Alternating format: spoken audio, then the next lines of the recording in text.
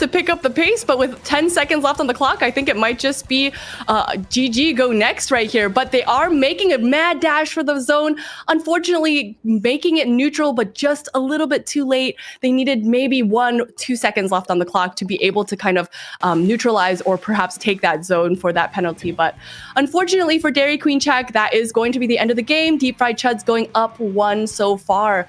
You know, I thought that was a really, really strong play coming out from Deep Fried Chuds, Nato. It totally was. You know, you said it at the beginning, Milana, that zones is perhaps one of the most formulaic modes, right? Like you have to paint the square and then hold the square. And Deep Fried Chuds, we saw as Dairy Queen Czech attempted the push back in, they were able to just pick 1, 2, 3 players off. And as soon as you're picking players off, those are players that can't be attacking the zone. They can't be painting the zone. They can't be getting text themselves. And Deep Fried Chuds were able to just get people in and out fast enough to prevent their opponents from making a coordinated push at the zone. Really impressive work.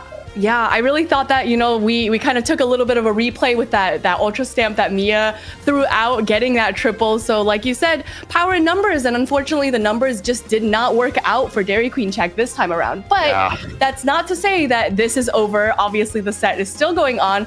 We are going into game number 2 into Inkblot Art Academy Tower Control. So I have some feelings about this specific mode and stage, but how about you, Nato? Share those feelings, Milana. Is it with the typical counter pick, maybe? Yeah, I think it's just such a vanilla counter pick, and vanilla doesn't necessarily mean bad, but vanilla means very, like I said, formulaic. What did Nine say? Algorithmic. That seems like a very 9-hole grain. So I really appreciate that term. It was very algorithmic. So it really takes a lot of, you know, being able to kind of have those measured pushes and being able to follow the tower in a very measured way. Very, you know, you gotta keep that level-headedness. So, but you know, I'm not gonna yap anymore. Let's get into game number 2. So Nato, what do we see here as we're going into the second game? Yeah, we see a little bit of a swap. We see Topic, who was previously running the Dreadringer, they go to the vanilla bucket here. And keep in mind that V bucket has triple strikes, which is basically the GG special, right? Like, if you have triple strikes and you're trying to push the tower and you don't have the lead, you better be real careful of attacking your opponent. So already we see very even sort of move to mid as Mia is already pushing up on the left-hand side. Does get taken down with the advantage to Dairy Queen Czech as they're applying quite a bit of pressure underneath Deep Fried Chud's plat here. But no, another one goes down. That's an excellent splat from Jagaika there on the roller, shifting things momentum in the favor of Deep Fried Chuds. And yeah, momentum it is indeed. Red Rum holding on to that tower, starting that push very strongly. All the teammates of Deep Fried Chuds making it back to the center of this stage. And they are going to be focusing on breaking this checkpoint, but the Zipcaster coming out, really not making it easy. But, you know, an Ultra Stamp as a result, you know, to try to counteract that Zipcaster might be exactly what Deep Fried Chuds needed here, Nato. Yeah, indeed, and it looks like they've been playing quite a bit right up against this tower. Jagaika barely makes it out. They're probably going to get punished for that there, but no, turns it around, able to survive. That is, however, 2 down on the side of Deep Fried Chuds. Dairy Queen Czech has put down their foot and said, we are going to reestablish hold in mid. If they can get rid of Mia here and also Jagaika on the right-hand side, they do get both of them. I think it's finally the time for the Anarchy Nova team to move up here. Yes, they are certainly going to be moving up, and this is going to be their first opportunity for a real push and be holding steadfast to that tower. And we want to see that Snipe Rider player on the tower. That Crab Tank is going to be in a prime position to be able to protect the tower from the rest of the Chuds. And this might be Dairy Queen Czech's opportunity to get the lead. They do get the lead. Are they able to kind of push this lead any further, Nato? I think they will. That's 2 down. They were able to get rid of Jagaika from mid there. They just need to get rid of me. Yeah,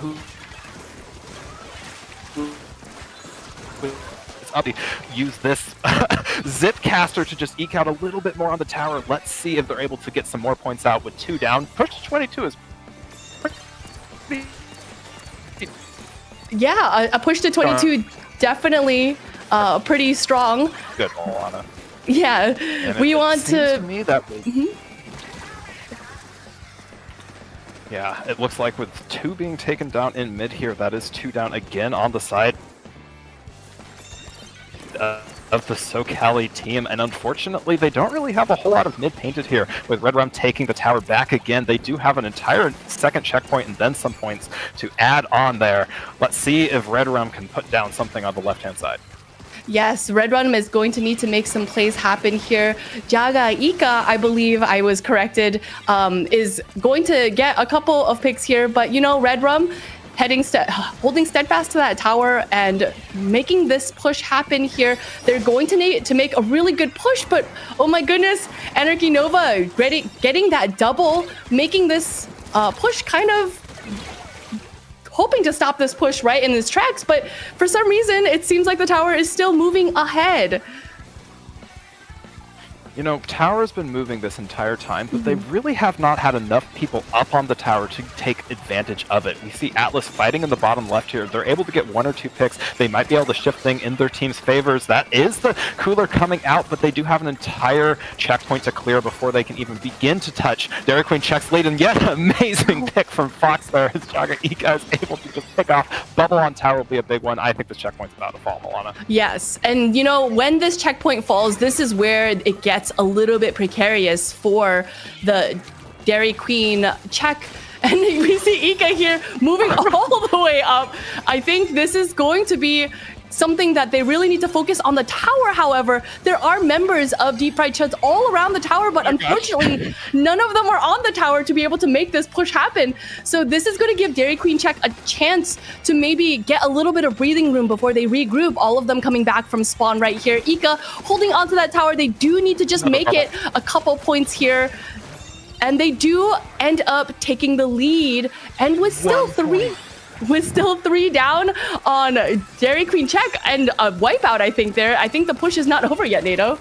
What a turn tide from the side of the SoCali team here. We are moving toward knockout territory. They do get Red Rum off of the tower, but 2 more go down with Atlas and Ika both on the tower. That is a recovery from the depths. I don't know how they did that, Milana. They were fighting so scrappily just on the plat, and just their opponents could not clear them out. I'm just shocked with how well that was fought between the 2.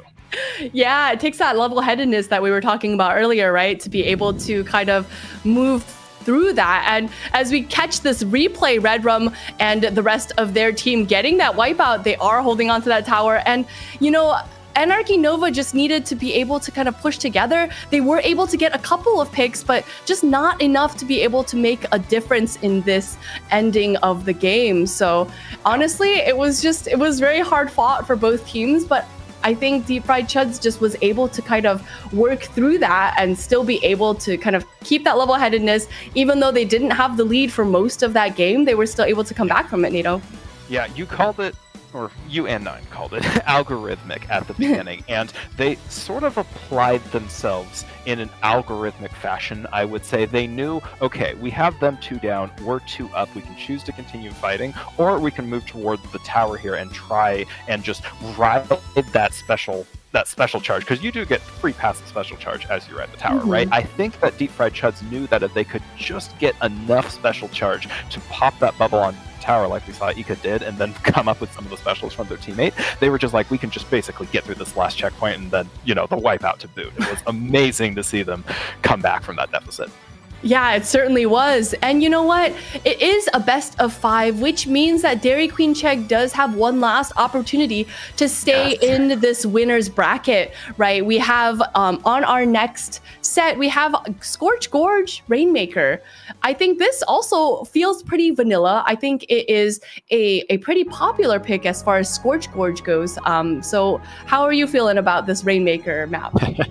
Well, Scorch Gorge Rainmaker is an interesting one because you have 2 options. You can push to the right, which is definitely a little bit safer, less exposed. You know, you can swim, you don't have to go across the grates, or you could just send it across the grates on the left-hand side and perhaps catch your opponents off guard explosively both these teams play, I'm kind of hoping we see a great run, not gonna lie. Like, I mean, if we see that happen, if we don't, I'll be fine, but, you know, if it does happen, I'll be excited. So as we load here into Rainmaker, potential game point here, what do we see out of these comps, Milana? You know, I think both of these teams feel pretty settled in the weapons that they decide to bring into the battlefield. We do see that Dreadringer coming out from Topic again, maybe deciding, hey, you know, that switch didn't really work out for me. Let's go back to what is tried and true for me.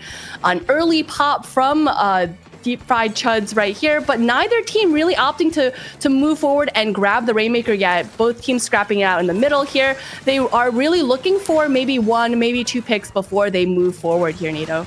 Indeed, and I think that B kind of knows where most of their opponents are. They have to be really careful of Ika here on the bottom right, because that can be a dangerous place to drop onto the roller. Does get it and comes over to help clean up Mia, but just is not able to get that pick. And already favor on the side of Deep Side Chuds as they have 3 up. We might see a Rainmaker pick very soon. We do, and we might, and I don't know, Mia is going the path less taken, but unfortunately that Ultra Stamp going down pretty early, not really getting much value out of that special. Red Rum holding tight. You know, you say that they're going to pick up the Rainmaker, but they haven't touched the Rainmaker yet. I think they really are waiting for that perfect moment to be able to be like, hey, actually 2 down on the side of Dairy Queen check. I think it's about time that we move this Rainmaker, which they do. And are they going to get that first pedestal, they don't? You know, really good pick from Atlas there. Sometimes it's easy for us to forget that the Rainmaker itself is a weapon, and with 3 down, it's just Fox in the top right. They wisely back up there, but this is excellent positioning for the SoCali team as they are already in their opponent's pit. If they can get 1 or 2 specials here, we might see a big push, but no, it is shut down on the side of Dairy Queen check. They just need to clear out their opponents. Yeah, they do. And, you know, but Red Rum's still holding on to that Rainmaker, moving through that orange ink the best that they can. Unfortunately, they don't make it very far. But when you get to this region of the stage, I think that it becomes very precarious because it becomes very easy to get points. Ika going down all the way over there. Mia jumping in very precariously straight into the enemy territory. I think this may be the end of the push. But Atlas is in a great position for jumps and to be able to give support to their teammates as well. We cannot overstate just how powerful that jump positioning from Atlas was. We saw 2-3 members down on the side of Deep Fried Chuds, and still, they are still basically forcing Dairy Queen check to play on their back foot here with an excellent refighter from Topic, able to take down Red Rum. They finally might be able to get back to mid, but it's been halfway through the game, Milana, and we don't have a single point on the side of Dairy Queen check. They're going to have to find some picks if they want to make it. They really do. Yeah, I think it's a matter of being able to transport this Rainmaker as safely as possible. And Deep Fried Chuds, they just keep coming back. It's like a headache a little bit for Dairy Queen check, right? They get the 1 pick, they get the second pick, but are they able to make something meaningful come out of this? And that Ultra Stamp is always so deadly coming out from Mia. Are they gonna? I was really hoping for a splat right there, but unfortunately not. But it seems like the flow of the game has returned back into the hands of the Chuds here. You know, I totally agree. They have just been able to control their opponents to the point at which they can't really move to mid safely without worrying about either being sharked by the roller or just beamed by a bamboo, which are maybe 2 things you don't see in normal comp. We're going to probably need to see a coordinated special effort. There's Topic right here. Might find 1, maybe find 2. No, does get punished. And again, 2 down on the side of the Anarchy Nova team, Alana. Yeah, it's tough when you're playing a Reef Slider, right? You're kind of a sitting duck as soon as you go to make that explosion happen. So if you don't get the picks that you need, you're pretty much the pick that they need. So, but we see that, you know, just a little bit over a minute left, and Anarchy Nova is just gonna the team from Anarchy Nova just gonna have to really find a way to move forward and push this Rainmaker, but for the Deep Fried Chuds, all they really have to do is just kind of stall it out. Yes, they don't really need a push to win here. 36 is a very good push. And if you're Atlas and just getting, you know, a double just using the Rainmaker itself, then that's really good for you because you don't necessarily need to push to stall, right? You can just stall in mid like Deep Fried Chuds has been doing here, and Dairy Queen check has been honestly in sort of a scramble situation for the past 3 or 4 minutes here, just trying to get position in mid as again, Ika punishes using that roller. 2 down on the side of Dairy Queen check. Yes, 2 down and only 30 seconds left. Most of the members of Dairy Queen Check are still in spawn. Are they even going to make it to be able to grab that Rainmaker, which they do need in order for them to proc that overtime clock? But unfortunately, Atlas dropping that Rainmaker exactly where you would if you're trying to waste a little bit of time. The Zipcaster trying to get rid of them, but unfortunately not really being able to. Ooh, and a double at that. It really is just kicking a man when they are down. Ooh, but the Rainmaker does reset, but unfortunately not a member of Dairy Queen Check in sight. So that will be the end of this set. That will be 3-0, and the winners being Deep Fried Chuds, NATO.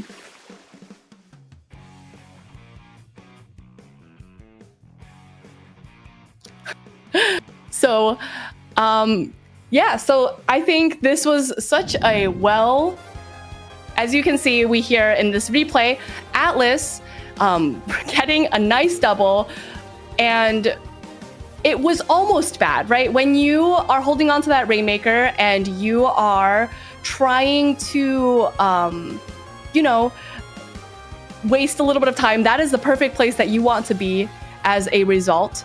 But unfortunately, for the Dairy Queen Checks, they were not able to kind of capitalize on that and capitalize on that overtime clock.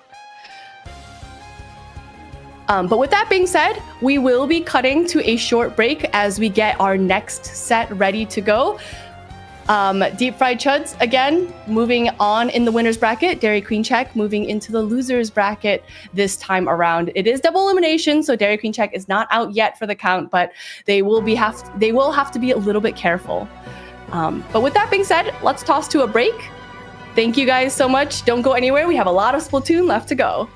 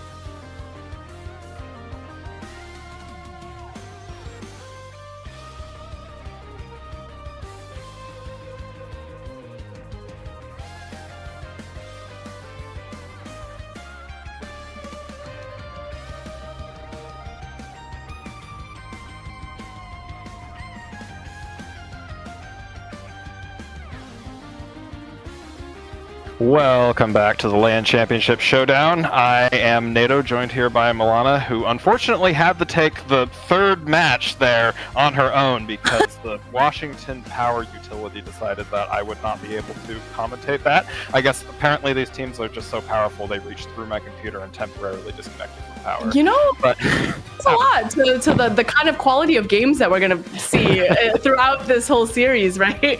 So, no, it's okay. I'm good at yapping about Splatoon. We in here, you know, so I'm glad that you're back, NATO. I'm glad that the Washington Power utility has decided against, you know, keeping you away from Splatoon, really. It's just a love that can't, you know, be stopped. But yeah, so we're just waiting for our next set. We're going to take a look at some of these other matches that are going on right now. Are there any matches here that maybe you feel very excited about, NATO? Yeah, you know, every other match so far has gone at least to a Game 4, and this match between Z-tier players and 9.8 out of 10 is actually going to a Game 5, and the game against Shark and Synchronize has also gone to a Game 5, with the Booyah Bay team just barely eking out a 3-2 win over their rivals. What an insane bit of gameplay from them. And then finally, on the upper side of the bracket here, we are also on a Game 4 against Overseer versus We Aren't Practicing, the team straight out of Seattle, Washington.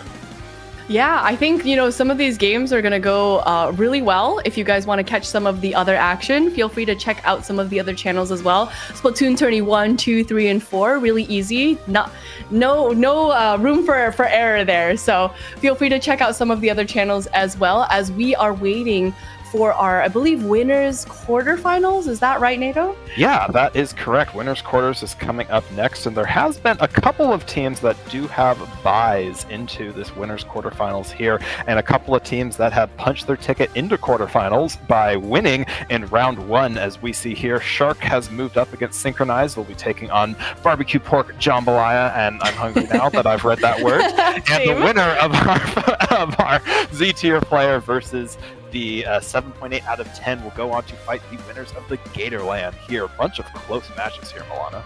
Yeah, honestly, I'm actually pretty impressed because I think that it really just speaks to the level of both competitiveness and skill level of these players, that these matches are turning out to be relatively close for the most part. So I'm really looking forward to seeing what match we will be spectating next.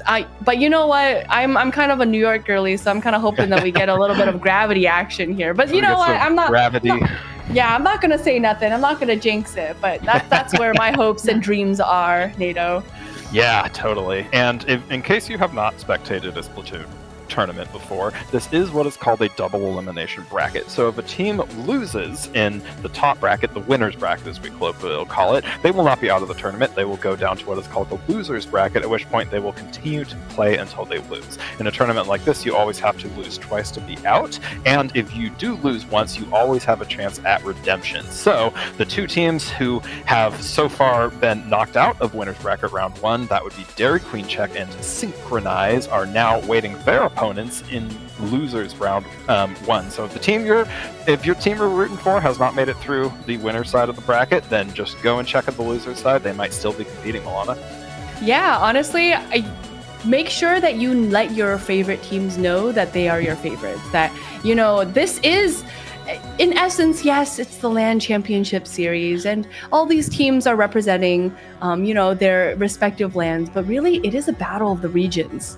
So, really, you know, I know that you're like a Sea Battle fan, but like East Coast versus West Coast, my guy. Like we gotta. The rivalry is all there. It's really something because I have some teammates that are from the East Coast, and they'll talk about the lands over there. My teammate went to Anarchy Nova recently, saw the winners of Anarchy Nova win, and recently around that time I had gone to some lands on the West Coast too. So it's really cool just to see the local kind of grassroots efforts come up, and then the cream sort of rises to the top there, and then we see, oh, how well do you compete against the people from another region? And it's just really amazing to have an event where, because otherwise, what are you going to do? Drive 5 days across the country to go fight them? Like, that might be kind of cool, not going to lie, but I don't know if it would happen. So being able to do it offline is a You know, that sounds like a challenge, NATO. I'm gonna do that. I'm just gonna rent a car, and go driving across the U.S. But don't forget, I gotta stop by Toronto too, so it's not technically just the U.S. So we got our North American lands. Yeah, all the EDE ones. I want to go to. There's a LAN in Vancouver now, if I recall. Is there? Well, I think there might be. I don't remember what it's called. I would like to go to that one. We had some members of the Sea Battle crew up in Washington actually go over the border. I think this was like a year or two ago, just to compete over there and then drive back into Washington like that night. I think it's like back and forth. Crazy to think about, but you know, Splatoon is everywhere, and it's really cool to see all these grassroots efforts just come up and, you know, do something all of us enjoy. Yeah, and you know what? I would be remiss to mention grassroots efforts and not mention the efforts of Falco Flyer, who has basically like single-handedly put all these people together to work on this event. So if you ever see Falco Flyer in public, you're like, oh man, hey Falco Flyer, I see you in public. Make sure you thank him, because he has put together such a great team of people who have made so many like amazing overlays, amazing people who stream. Just, you know, thank your TOs, thank your streamers, thank Saf. Saf is awesome. She's like the best. We love Saf here. So you know what? Just thank the people thank the people who make these events possible, so that you maybe one day could also participate in a LAN championship series as well. Exactly. And guys, like, there are 5 streams running right now. Like, if you didn't catch what Milana said earlier, there's SplatoonTourney 1, 2, 3, 4, but also just SplatoonTourney, the headline channel, also doing commentary too. Like, the amount of work that these tournament organizers, Falco and his entire group of people, have put in to get this production, like the production quality is just off the charts here. So yeah, thank your TOs, thank your local TOs, thank your remote TOs, and they really are the people who allow us to enjoy competitions like this. Yeah, and you know what? As speaking of competition, we are taking looking at the bracket again, it seems that a couple of these round 1 winners bracket side games, these sets, have also gone to a game 5. So as we are taking a look at that. Yeah, it looks like we got some Z tier players, I believe. Oh, it looks like 7.8 out of 10 Too Much Ink has gone 3 up, sending Z tier players down to that losers bracket. But again, like you mentioned, it does not mean that their run is over yet for New Ink LAN, the New Ink LAN winners. It just means that they just have one less loss that they can afford to have. So, you know, we could have the most amazing losers side bracket run ever, and that would be awesome. The first best thing in Splatoon is having an undefeated winners bracket run, but pretty close to the second best is having an insane losers run. And I think all these teams, especially with how close all these games have, what's that? 3 out of the 4 round 1s have gone to a game 5. That's unreal, Alana. All these teams are hungry. They know that they can get very, very close to beating their opponents, and I'm really curious to see what happens in losers. But for now, still looking at winners here. So let's just load into this match and start talking about the players that we're going to be seeing. I believe we're going to be having a battle of the East Coast, like we said, where the Gator LAN is facing up against 7 out of 10 Too Much Ink, representing the team from North Carolina here. What do you think about this little East Coast rivalry here, Milana? You know, I love it. There's something about East Coast people that we are forged through the fire of competition. So this really this really just makes me kind of giddy to see. And in addition, I just want to like quick shout out Gatorland's logo, kind of fire. Like, that's like, I look at that, I'm like, fire. Wow. Yeah, that's like really good. But you know, don't find out the function, also a great logo as well. But you know, I'm just here to look and to watch great Splatoon. So let's take a look at some of the players on these teams of Super G and 7.8 out of 10 Too Much Ink. Oh my gosh, it's like a mouthful to be able to say. On representing Super G, who is also representing Gator LAN, we have Taco, Nitro, Tacos, Nico Chico, Zach. Many of these players have played at the top level. I remember watching Taco play at some of the Nintendo tournaments as well. In addition, Nico Chico has made kind of a splash in some of those in the North American League as well. So very excited to see them kind of resurging and creating a team together. But on the other side, what do we see, Nato? Yeah, we see Droid, Fox, Jlo, I believe. J-Lo? Dragon, J-Lo maybe? J-Lo, Chai Dragon, and also finally Gray there. Bunch of strong players coming out from Don't Flounder at the function, but I do think we're going to see a very interesting match regardless, because Nico Chico is known as a blob-lobber player, and I have unfortunately had to fight them before and been absolutely decimated by a bunch of perfectly placed blobs just running across me, and I'm really, really curious to see how well the Don't Flounder at the function team does to counter this, because that's not a really conventional weapon, Moana. No, it's not. We don't really see too much of that in general, but I think, I don't know, if you have like the fourth sense of where your blobs are going to go, I can imagine that Nico Chico has used this weapon so much that, you know, I feel like when you watch a blob-lobber player, you like, as they like swing the blob, they're like calculating like the physics of the bounce of each of the bubbles, you know? So yeah, exactly. Doing all the math in their head to figure out which way it's gonna bounce to kill you. Oh gosh. Yeah. Right. It's such a big brain weapon. So I'm looking forward to seeing again Nico Chico bringing that out. But you know what?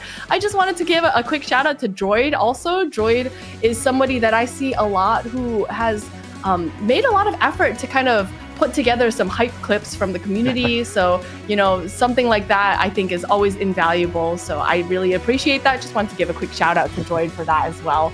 But, you know, yeah, so I'm looking forward to seeing all of these teams. I think personally, I'm just like a kind of an NZAP fan. So, you know, if I see Chai bringing out that NZAP, I'll be like, you know what? Or Tacos bringing out the NZAP. I'm like, you know what?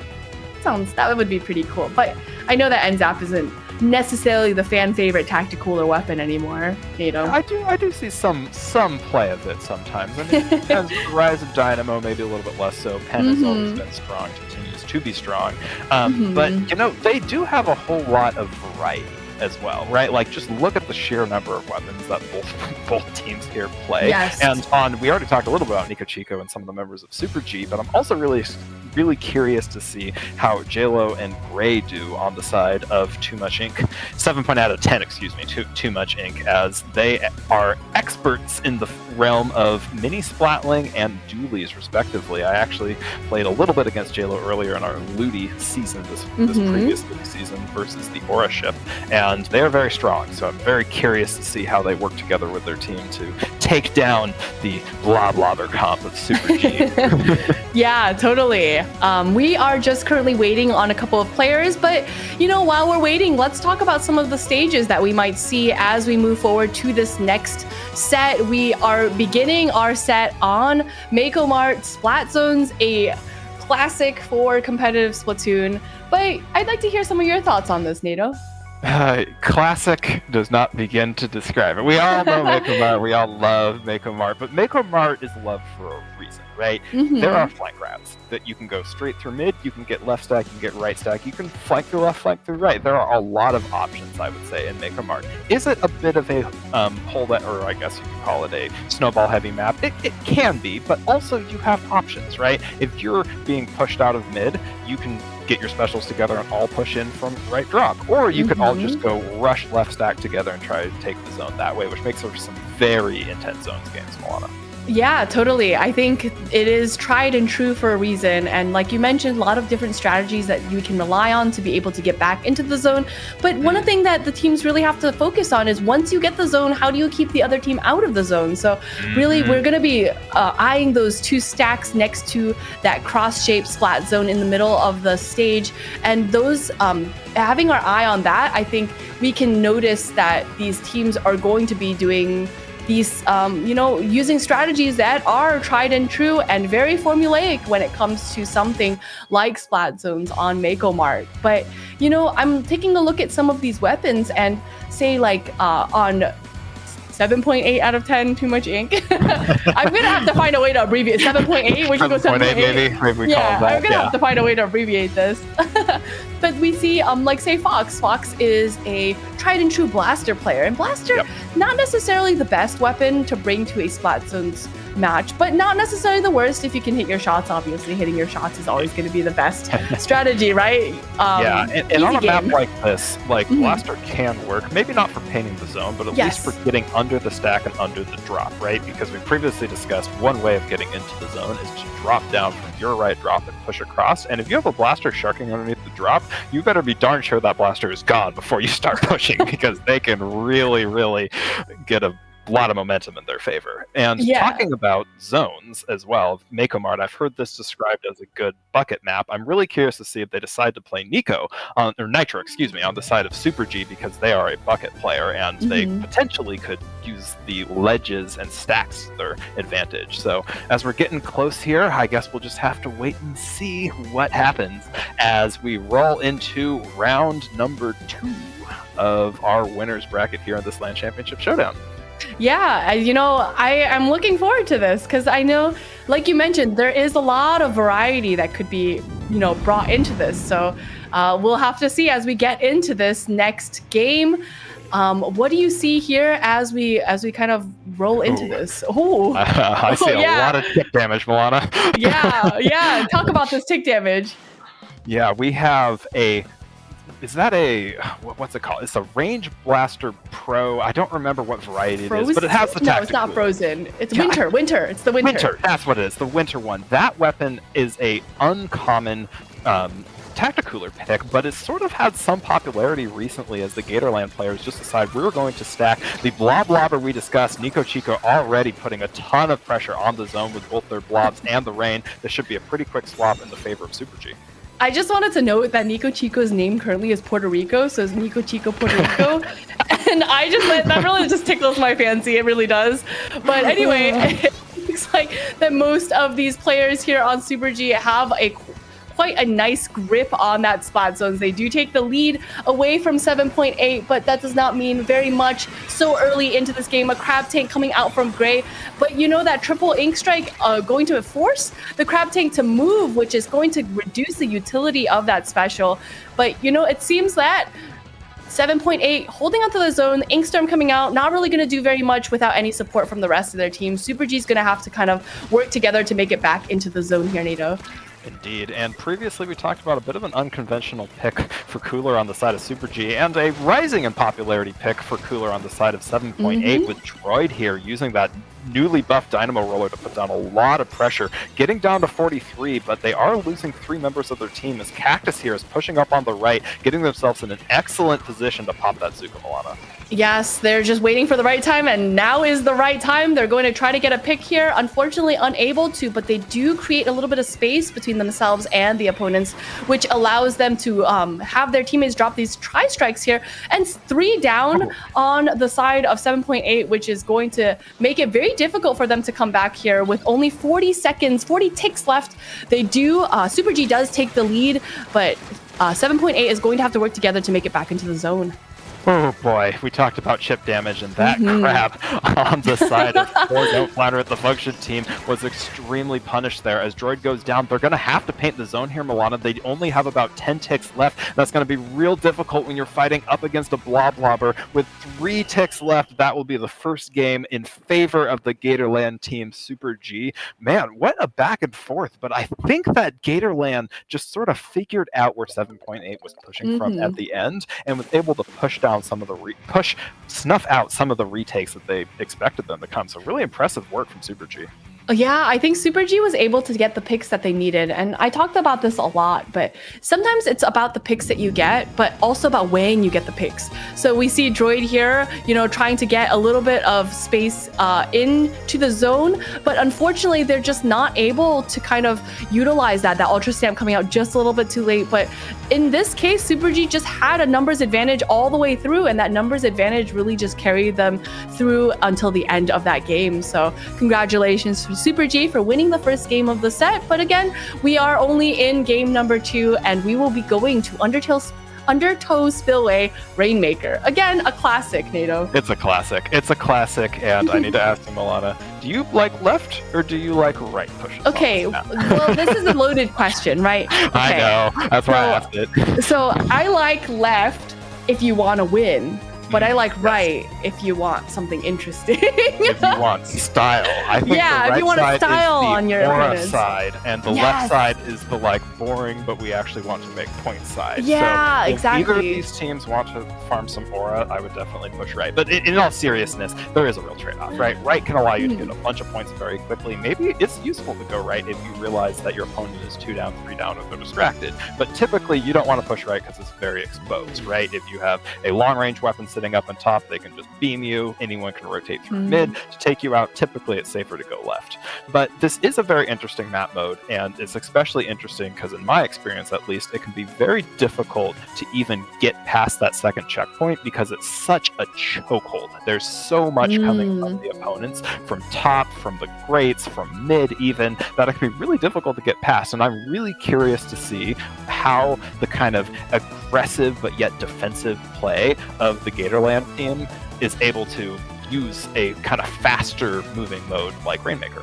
Yeah, I think so too. I think both teams are going to have to focus a little bit more on aggression, but we'll see what kind of strategies both of these teams bring into the second game of our second set. And let's see as we start this, what we see in these comps right here. What do you see specifically, NATO, that maybe is of interest to you? You got a little ooh here, so. Yeah, well, you know, the Long Blaster comes back out on the side of the Gatorland team, very, very intelligently going for the one that features the VAC. We talked a little bit about chokeholds earlier. There's no easier way to push with the Rainmaker than to have a VAC right behind you, sucking up all of your opponent's bullets and such as they try to take over. And then on the side of the Don't Flounder at the Function team, we actually see a bit of a shift here. We saw the Junior last time, but this time we're seeing the Zuka Mini. That can put out a lot of pain, Milana. Yeah, totally. I think, you know, the mini Splat League, oh my god, sometimes you just get caught in between a hard place and a Kraken, and unfortunately it is what it is. So that was just really unfortunate. 7.8, not quite making it to the checkpoint yet, or excuse me, Super G, but they still are in kind of a position to be able to move forward with that now flow aura state activated from Ontos here. They are going to kind of move forward with the Rainmaker here, about to make a push happen. We see Nico Chico Puerto Rico with the Rainmaker here on the left side, using that as a giant weapon to try to push Gray and Chai out of the little pit area, and they're doing a pretty good job at it as they push over to the left. Gray pulling out that crab, doing an excellent job pushing Nico all the way back. And do we see a right push, Milana?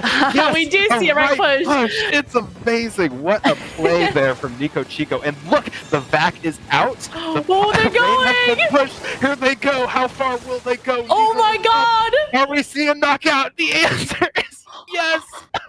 They did the aura push. The aura push, you know, I was calling it aura as a bit of a meme to start with. Like, I mean, it's no lie that it's extremely exciting to see teams push to the right-hand side, but everything went perfectly there. Milana, we saw Nico decide they're not going to go left because there's a crab there. Let's just push right. Look at this replay here. Nico immediately paints up the right-hand side. Cactus and Ontos are able to get a pick on the mini in mid, and immediately Thunderfan just pulls out this VAC and just protects like 3 other teammates from being put down as Nico comes all the way back and just dunks that Rainmaker, Milana. What a show of aura from the Gatorland team. I can't believe it. I'm a little bit in shock because when was the last time I saw a successful push from the right side of Undertow Spillway? I want to say, like, I can count on my one hand how many times that's happened successfully, and that was honestly really wild to see. And I think what really did it for Super G was that they were able to catch 7.8 a little bit off guard. I noticed that a lot of the players from 7.8 were already on that left side, and you don't really expect that a team is gonna make a full-fledged push. I really thought when you were like, oh, they're going to the right. Sometimes they just dunk it into that checkpoint and then they redirect to the left side. Yeah, exactly. Right? But you just go right, pop the checkpoint, and then you're like, okay, we've gotten our points over here. Let's go back, and then left will be the position where we get exactly. the rest of the game, right? But no, they just fully sent it, and I think there must have been some communication going on. I'm sure there was between those members. As soon as ThunderFan was like, wait a second, y'all, I have my vac ready. I can cover like 3 of you with this vac. Let's just push right. And somehow Nico just moving like Neo in the Matrix, avoiding all of their rival shots and dunking that Rainmaker on a right side push. Yeah, I agree. I can't think of a single, like, barely any right side pushes on Rainmaker. Yeah, it was so successful that I was like surprised that how successful it was. So, you know, I love that. I do. I really, really do love that so much. But we will be getting into game 3 right now. This is 7.8's last chance to stay into the winner's side of the bracket right here. Super G up 2-0 currently, and we will be seeing pretty much the same, but I do see that pro right here, Nato. Is that a V Pro, Milana? It is a V Pro. Deceive me? Is this a V Pro? Very interesting play out of the side of Cactus here on the side of the Gatorland team. But you know, V Pro is good insofar as it can do a lot of marking with the line marker, and it can also put out a surprising number of crabs if you play it like that. Already, Cactus putting so many line markers up on their opponent's plat there and establishing themselves in mid. We have a trade out on the side of the Gatorland team as ThunderFan continues to put down a ton of pressure with that long blaster. They do, but remember, this is Clam Blitz, which means that they have to consider the Clam's economy as well. You know, we have Super G with the 13 Clams under the belt. They do have a Power Clam, which means they are able to make a push, but the Power Clam holder unfortunately goes down, and I think this is going to force Super G to regroup a little bit, giving 7.8 a little bit more opportunity to breathe and hopefully collect a couple of clams while they're at it. Oh, not the crab tank. So sad. Yeah. Unfortunately, you know, popping crab tank in top mid is generally a pretty good choice on this map, but it's very difficult when your opponents are trying to rush you down, and that is quite a few down on the side of Super G as 7.8 out of 10 has managed to push up a little bit. Chai already popping that bubble to try to defend themselves. Gets an excellent pick behind him. I think we might see the basket break here, Milana, and yes, we do. We see that basket breaking. Gray holding being up that tower. I think when you're up here on that grates, it becomes a very difficult place for Nico Chico to be able to use that blob or to be able to hit you. So I think that is a great strategy coming out from 7.8. But I think this may be the end of the push. A push to 68. Pretty good. But, you know, a push is never safe until you get that score down to 0. And with 2 Power Clams on ready to go from Super G, this may be their opportunity to push right here. Indeed, that's 2 down on the side of 7.8 out of 10. Chai and JLo doing a heroic effort to try to take multiple down. JLo pulls out the hammer and is just not quite able to find the pick there, as we will see the second Power Clam go in. Perhaps the third from Nico. Yes, we do. That is the fourth? Maybe. No, ThunderFan wisely being the only person alive decides to hold position on their side. What an explosive push out of the side of the Gatorland team, Milana. They knew what they had to do and they just executed. Yeah, you know, I was a little bit worried because it looked like one of their Power Clams bounced off of the corner of the wall at first, but they were able to get that Power Clam in, which, you know, now a push to 40, the pressure is going to be on 7.8 to be able to push this score down, but they do have a small penalty to make it through before they can even think about that. But as we're looking at this stage, it is a lot of orange, which is not boding well for 7.8. No, indeed. It looks like Chai was able to get up their bubble in the dying seconds before they were taken out. ThunderFan is attempting to take that bubble down before the push, as Nico finally is able to walk that ball just close enough to break the basket again. We'll see if there's any follow-up. Yes, there's a little bit from Nico and Ontos on the left-hand side, already down to 26. That is a pretty darn good position to be in if you're on the Super G team, Milana. They are, and they do get that Power Clam in. I was really worried that they weren't able to, but they just need 2 clams to be able to knock this out. I'm not sure they'll be able to make it this push around, but a push to 6, pretty strong, and still 7.8 at 68. I think this is going to be a really uphill battle for 7.8 right here. It truly will, especially with 3 down on the side of 7.8. Thunderfan is just sort of waiting there for their team to catch back up to them. They don't even necessarily have to push, but with 22 clams in your arsenal, there's really no reason not to if you see the opportunity. Thunderfan is barely taken down there. Good defense on the side of 7.8 to kind of clear them out. That is 2 down, but you know, Milana, we do have to see a little bit more out of them, right? Like, it's not just enough to defend when you're in the hole. You actually have to push up and do a little bit of killing, as well as we see very, very, very weak Bloblobbers. I don't know how they survived that, to be honest with you. They just don't have the specials quite coordinated yet. That's an excellent pick from JLo, but ultimately with 2 of their members down, they probably will not be able to translate into a push just quite yet. Yes, but you know, they have a good position right here. They do have to be careful. There are bombs flying everywhere from Super G, and a lot of ink just kind of flying from the sky. I don't even know where that's coming from. It must be from some bucket in the sky. Really scary stuff. But you know, they are in a good position to be able to make a push. But the thing about Clamblitz is that the timing has to be right. The picks have to be right. Everything has to be just right in order for you to make a substantial push. But it's looking like maybe they don't even have that power clam to proc the overtime clock right here. Yeah, if they don't have it, they're going to have to form one extremely quickly. JLo is able to make one at the last minute and decides to jump back in mid as things got a little bit too hot, but it's overtime, Milana. 2 go down on the side of Gatorland, but ultimately they're now working against the clock. They have to move in now. They do. Overtime clock already halfway through the timer. All 4 members up from 7.8 in a good position to push. They're going to need to, but unfortunately the timer was just not on their side this time. This is going to give the win to Super G, and Super G will be moving and continuing through that winners bracket, whereas 7.8 out of 10, too much ink, will be moving down to the losers side as well. Yeah, excellent showing from both teams there, and honestly, very impressive defensive and offensive play from the Gatorland team there, Milana. Just take a look at this overtime push, where they had to basically move at least 1, preferably 2 or 3 members up, and just the coordination between the bucket, the blob, and the long blaster to take out just enough of their opponents there and really prevent them from even getting close enough to the basket is really impressive, because you think of a team that's playing like Rapid Blaster Pro. I've never remember I would just call it Long Blaster, and the Bloblobber together. That's really a lot of chip damage. You don't really think of that as being a high kill or like fast splatting composition, but yet they were able to work together with their teammates on both offense and on defense to not only do the push on their opponent's basket, but also defend their own basket extremely competently. So really great showing from the Florida team here, and really excited to see how they do moving on in this tournament. Yeah, me too. You know, I mentioned in the beginning, some of those players are very strong. I've seen them perform on the Nintendo stage. So, you know, it's really fun for me to see these teams and these players come back time and time and time again and see how they've improved throughout the years. So it's always a good time for me. Yeah, totally. Yeah.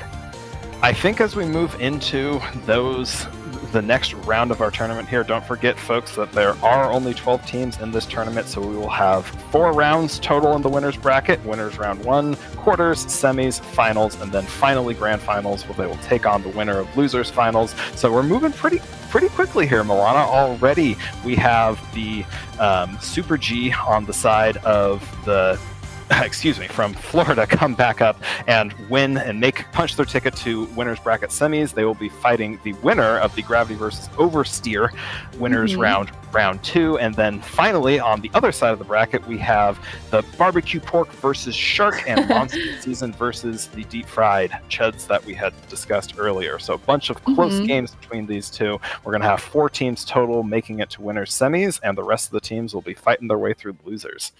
Yeah, I think this is going to be a really great tournament, really great showing from a lot of really great players. But with that being said, the end of our commentary block is now, so I will toss this to a break. But remember, you have SplatoonTourney 1, 2, 3, 4, and SplatoonTourney Vanilla, right? So please make sure you check out any of those channels. There's a lot of really great action, a lot of really great commentators, and a lot of really great Splatoon being played. So don't go anywhere, and we'll see you soon.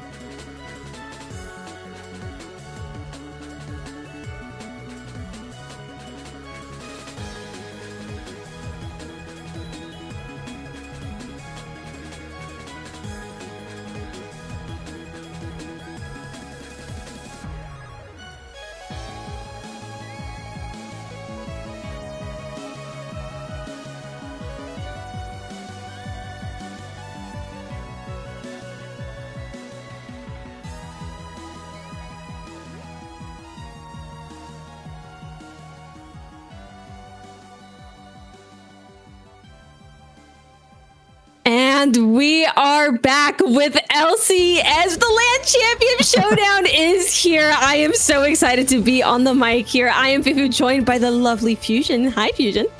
Hi, how's it going? Oh my god, last time we didn't get to commentate. It was what, SOS? Yeah, that was, I'm excited to cast with you, and we're gonna have an awesome set coming up for us. It's gonna be 7.8 out of 10, too much ink versus we aren't practicing. So going all the way across the country, probably one of the second longest. Maybe if it was Florida, it'd be a little bit longer, but Sea Battle versus Don't Flounder at the Function, a new addition to this year's LCS. I'm excited for this match. How are you feeling? I'm excited too.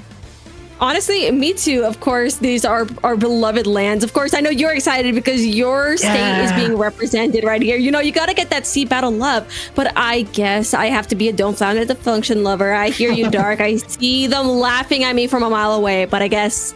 you know what? We're just excited for this. I think I have a lot of friends on the We Are Practicing side as well. I mean, Chronos, Brand, those are my goats. They are. They're a lot of cool people.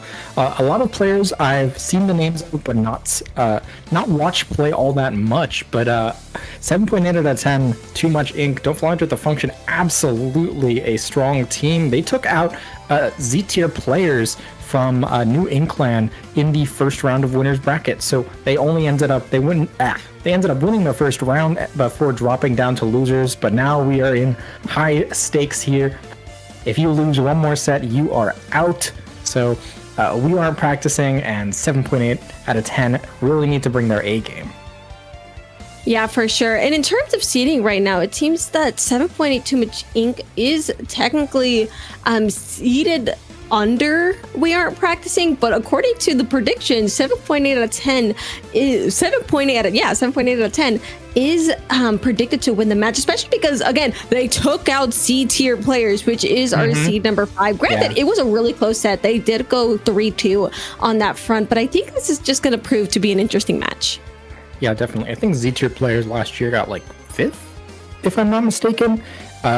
Something to that effect. But this is a really interesting match that we're about to hop into. I'm curious. I mean, we saw Dynamo, the Sea Battle team. They're called We Aren't Practicing. I tried to convince them to practice, but they pretty much are. They're very frequently running Dynamo and Tent. It's or one or the other.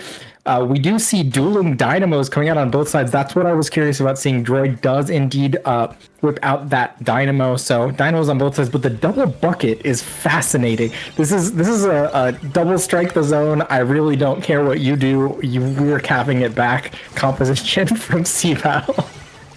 No, absolutely. And I think that your saving grace right there with those strikes is the fact that strikes are very versatile, but unfortunately they are going to be going down 2 on the side of We Aren't Practicing. Listen, strikes can't save you when half of your team is at the respawn point, and 7 out of 10 too much ink is finding that advantage state all over again. They have the zone, they're getting those points for it, and slowly but surely moving up. Players continue to fall on each side, but I feel like we've reached that steady point before the storm all over again. Oh yeah, absolutely. I've been loving the way that 7.8 out of 10 has just been playing this high ground. We've constantly seen the Dynamo and the dualies up there, but ended up getting caught out as the 2 from they get split 2 and 2 right in the middle, and that ends up leading to them getting outnumbered in individual fights. And now things are looking good for We Aren't Practicing as they end up cleaning up, swooping through, and even getting a really delayed pick, staggering Don't Flounder at the Function here as we get a first potential huge hold and lockout of the game. Yeah, and 7 out of 10 too much ink is just trying not to sink as this stands, but I think Gray may be able to add a little bit of support here with this crab, opting to turn around with it. Again, you cannot get much value out of a crab when there is a vac staring down and taking up any sort of ink that you try to throw on the field, and those strikes finally make an appearance there from Brand. And 7 out of 10 too much ink does not want to be in decision. You can see them desperately wanting to break out of this defensive state, but again, another second set of strikes, and it's going to pretty much shred that bubble. 2 players down on each side. The ink is starting to turn yellow in zone, but is it enough? Is it enough as the rest of the players that We Aren't Practicing are making their way in? It's enough, and 7 out of 10 too much ink is able to retain some more time in this game. My goodness, yeah. We saw Gray and Jared take out, I think it was Bran in the zone, and that's such a huge ink flip, ending up capping that zone with just 2 ticks left on the timer. It gets so scary. This zone's so hard to like play around without, putting yourself right in the middle, because then you get taken out, you just give the enemy team such a huge advantage, and now Don't Flounder is looking pretty good. They do end up going 1 member down, which may make this hold a little bit more difficult, but time is ticking. It's on their side so far, as Don't Flounder looks to put away this first game. Yeah, and it seems dreams are alive for Don't Flounder's team over here, as they are still in that optimal position. Bran bringing those strikes, but you lose 2 of your players. When you lose 2 of your players, maybe they should have practiced a little bit, because right now they're going to lose this match at this stage. The rest of their team continues to go down, and Too Much Ink, with an excellent reversal of tides, is taking game 1. Huge plays coming out from Don't Flounder at the function. I love that bubble near the end coming out. I love the bubble that came out near the end, as multiple members throughout the game We Aren't Practicing was just like consistently dropping in that pit, and they could play around that pretty well because they got buckets and stuff, and Dynamo, you don't want to drop right on them, but that Fluttershot Jr. just consistently dropped that bubble between them in the zone. There was no easy way for them to get out. You can see them all getting trapped down here. They ran out of time. Huge plays coming out, and that is going to help Don't Flounder take a early lead here. So taking game 1, I believe that we are still doing, this is still a best of 5 even in losers, but again, whoever loses this set is out of the tournament. As we move over to Inkblot Academy, Clamblitz, for perhaps a little bit differently paced game, and I'm wondering how much. I think we're going to see some big shakeups in terms of team compositions here. I don't think we're seeing that double bucket again. I don't think we're going to be seeing that double bucket again. Listen, I think their detriment was just how they approached the game, rather than the comp more than anything. But I think to an extent, you're right. This is a very open center. You maybe want something that can fight a little bit more forward. But again, once people start entering the opposing plat, that's when all things rain loose. And suddenly you're seeing like 50-point scores. So this is kind of what I see as a stop and go map, because it's a nothing burger until everything gets thrown at you, is what I view Inkblot Academy. Even worse when it's on clams, because everything is in the hands of the players. And sometimes people don't like taking initiative. Yeah, it can be pretty difficult to move into the zone here. We haven't seen any super duper long range weapons throughout the set. Like, there's no pencil that either of these teams have shown. I didn't think I saw anything quite like that in their repertoire. So we're not really gonna have like long range things that can just sit on the stack and poke from a really long distance. We have Crab Tank, but it seems like they're just going to be getting into the thick of things, and we do indeed see the swap to the Tent Umbrella. The same thing ends up coming out from Don't Flounder, though. Very nice balanced comp coming out from them with the adjustments instead on the side of Sea Battle. We'll see what happens if they're able to take an early advantage here, if that shield's going to provide some extra defense for them here. And I want to touch on Kronos' Tent Umbrella again, because I feel like this map is pretty tight, especially in the opposing area. So I think that tent is just going to help close things up even more on Too Much Ink, and it could be very, very useful in just putting a lot more pressure. But that being said, it seems that there is no real big waves happening just yet, and Kronos already with 1 pick at a time looking for his second one. But is it enough for the rest of their team to make their work for it? Strikes coming out, Booyah Bombs are coming out right now, but there is a crab trying to oppose that, and Too Much Ink, despite taking that clam basket to their basket, they're going to be getting away with this relatively scot-free. They are able to recover really quickly from this defense, and honestly, not too much harm done. Yeah, they managed to end up getting out of the way of that Zuka pretty quickly, ending up backing towards where like the tower ends up, or the Rainmaker pedestal. I really want to touch on JLo in particular. Throughout these 2 games so far, the hammer has been a huge problem for Sea Battle. They've just been able to move forward. It does so well into the entirety of like their team compositions, and they've been doing a great job using it to create space for their team.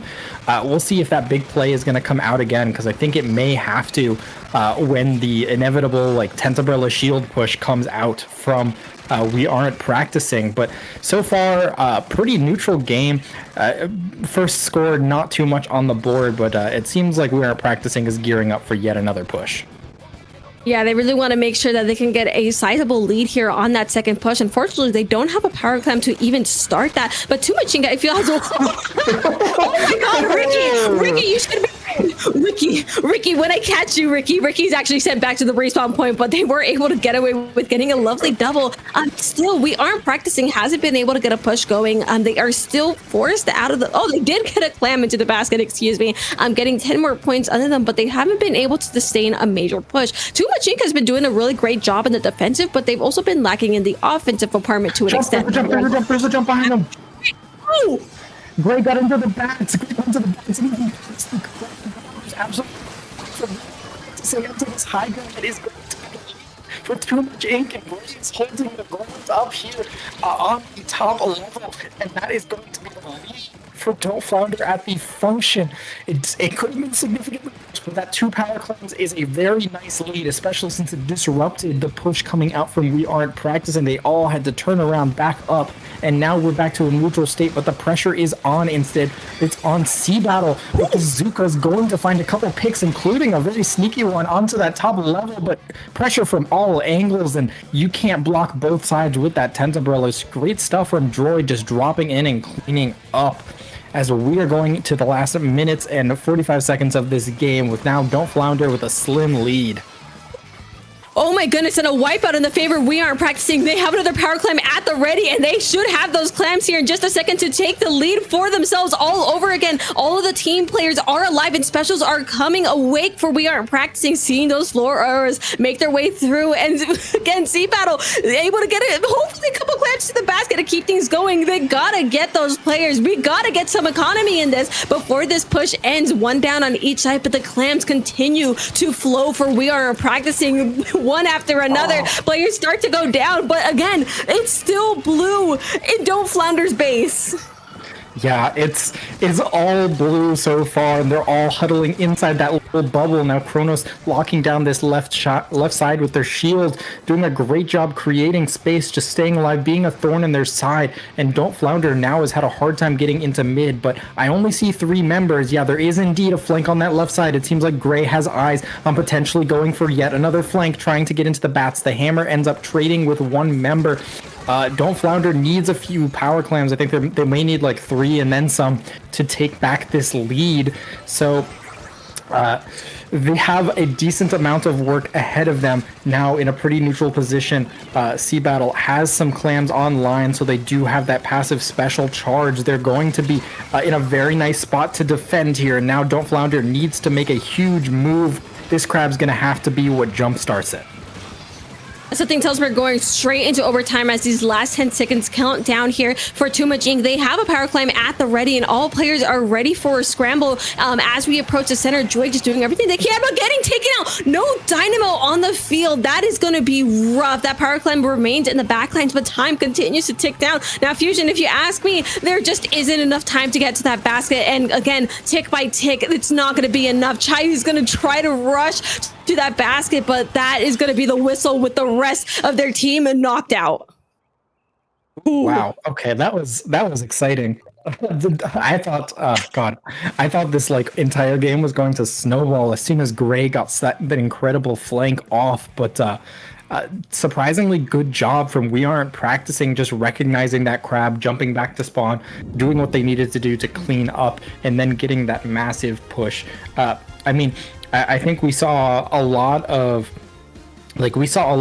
Don't Flounder kind of ending up crowding over that where that ramp is, and that ended up being punished by the SeaBattle team. So just the small mistake ends up snowballing into a huge push coming out. But this is looking to be a very interesting set so far. I mean,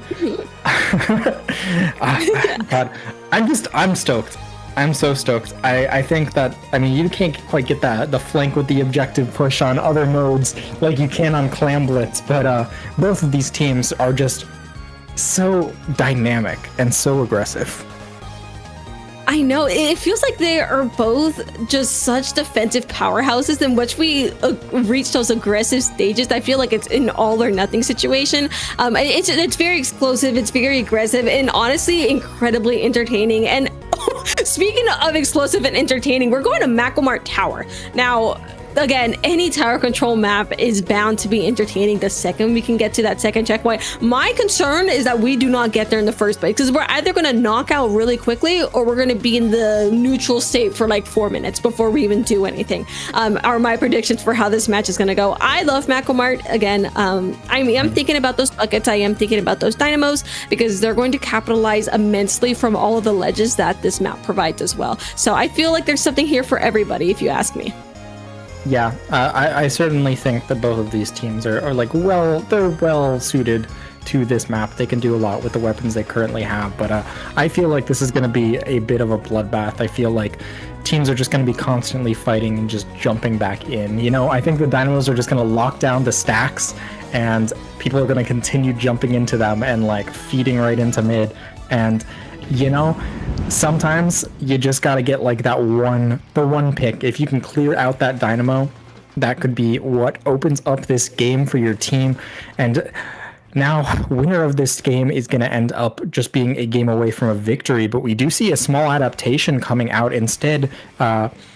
Ricky is going to be migrating over to that Blaster. Vanilla Blaster has been a little bit more popular as of late. I know people have been talking about Blaster being very good. A very nice pick onto tower control, especially in like a really close quarters map like this one, as Ricky drops into that left side looking to create an opening, ends up chasing members into mid, but does not find any picks out of that situation. But Gray on the left side is going to be able to sneak in, find two, and a huge opening for Don't Flounder in the opening 30 seconds of the game. It's too much ink. This is exactly what you want. Clear that first checkpoint. Get yourself to that second checkpoint as quick as you can.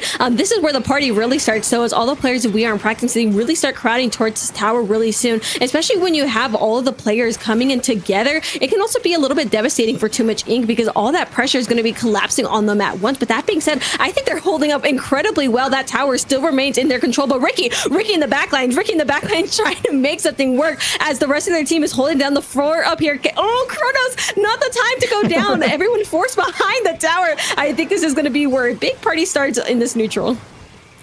Yeah, certainly a big opportunity here as members of Don't Flounder. I was going to say members of Don't Flounder have some space to work with, but they do end up going 2 down. So that is going to be a bit of an opportunity for C-Battle. Kronos moves onto that left side, cannot find the pick. They end up jumping out, so they may have some extra paint and a special. And that duel is just way too quick for that. Tensabrella now catches Bran in the enemy to 3. Ink Strikes and Gray just too quick, moving in and finding the picks, just punishing all of these slow weapons coming out from the from We Aren't Practicing. A couple members end up going down, but the tower gets a few extra points online as C-Battle ends up stabilizing. And Don't Flounder is perhaps they're a bit locked into spawn for the first time this game so far.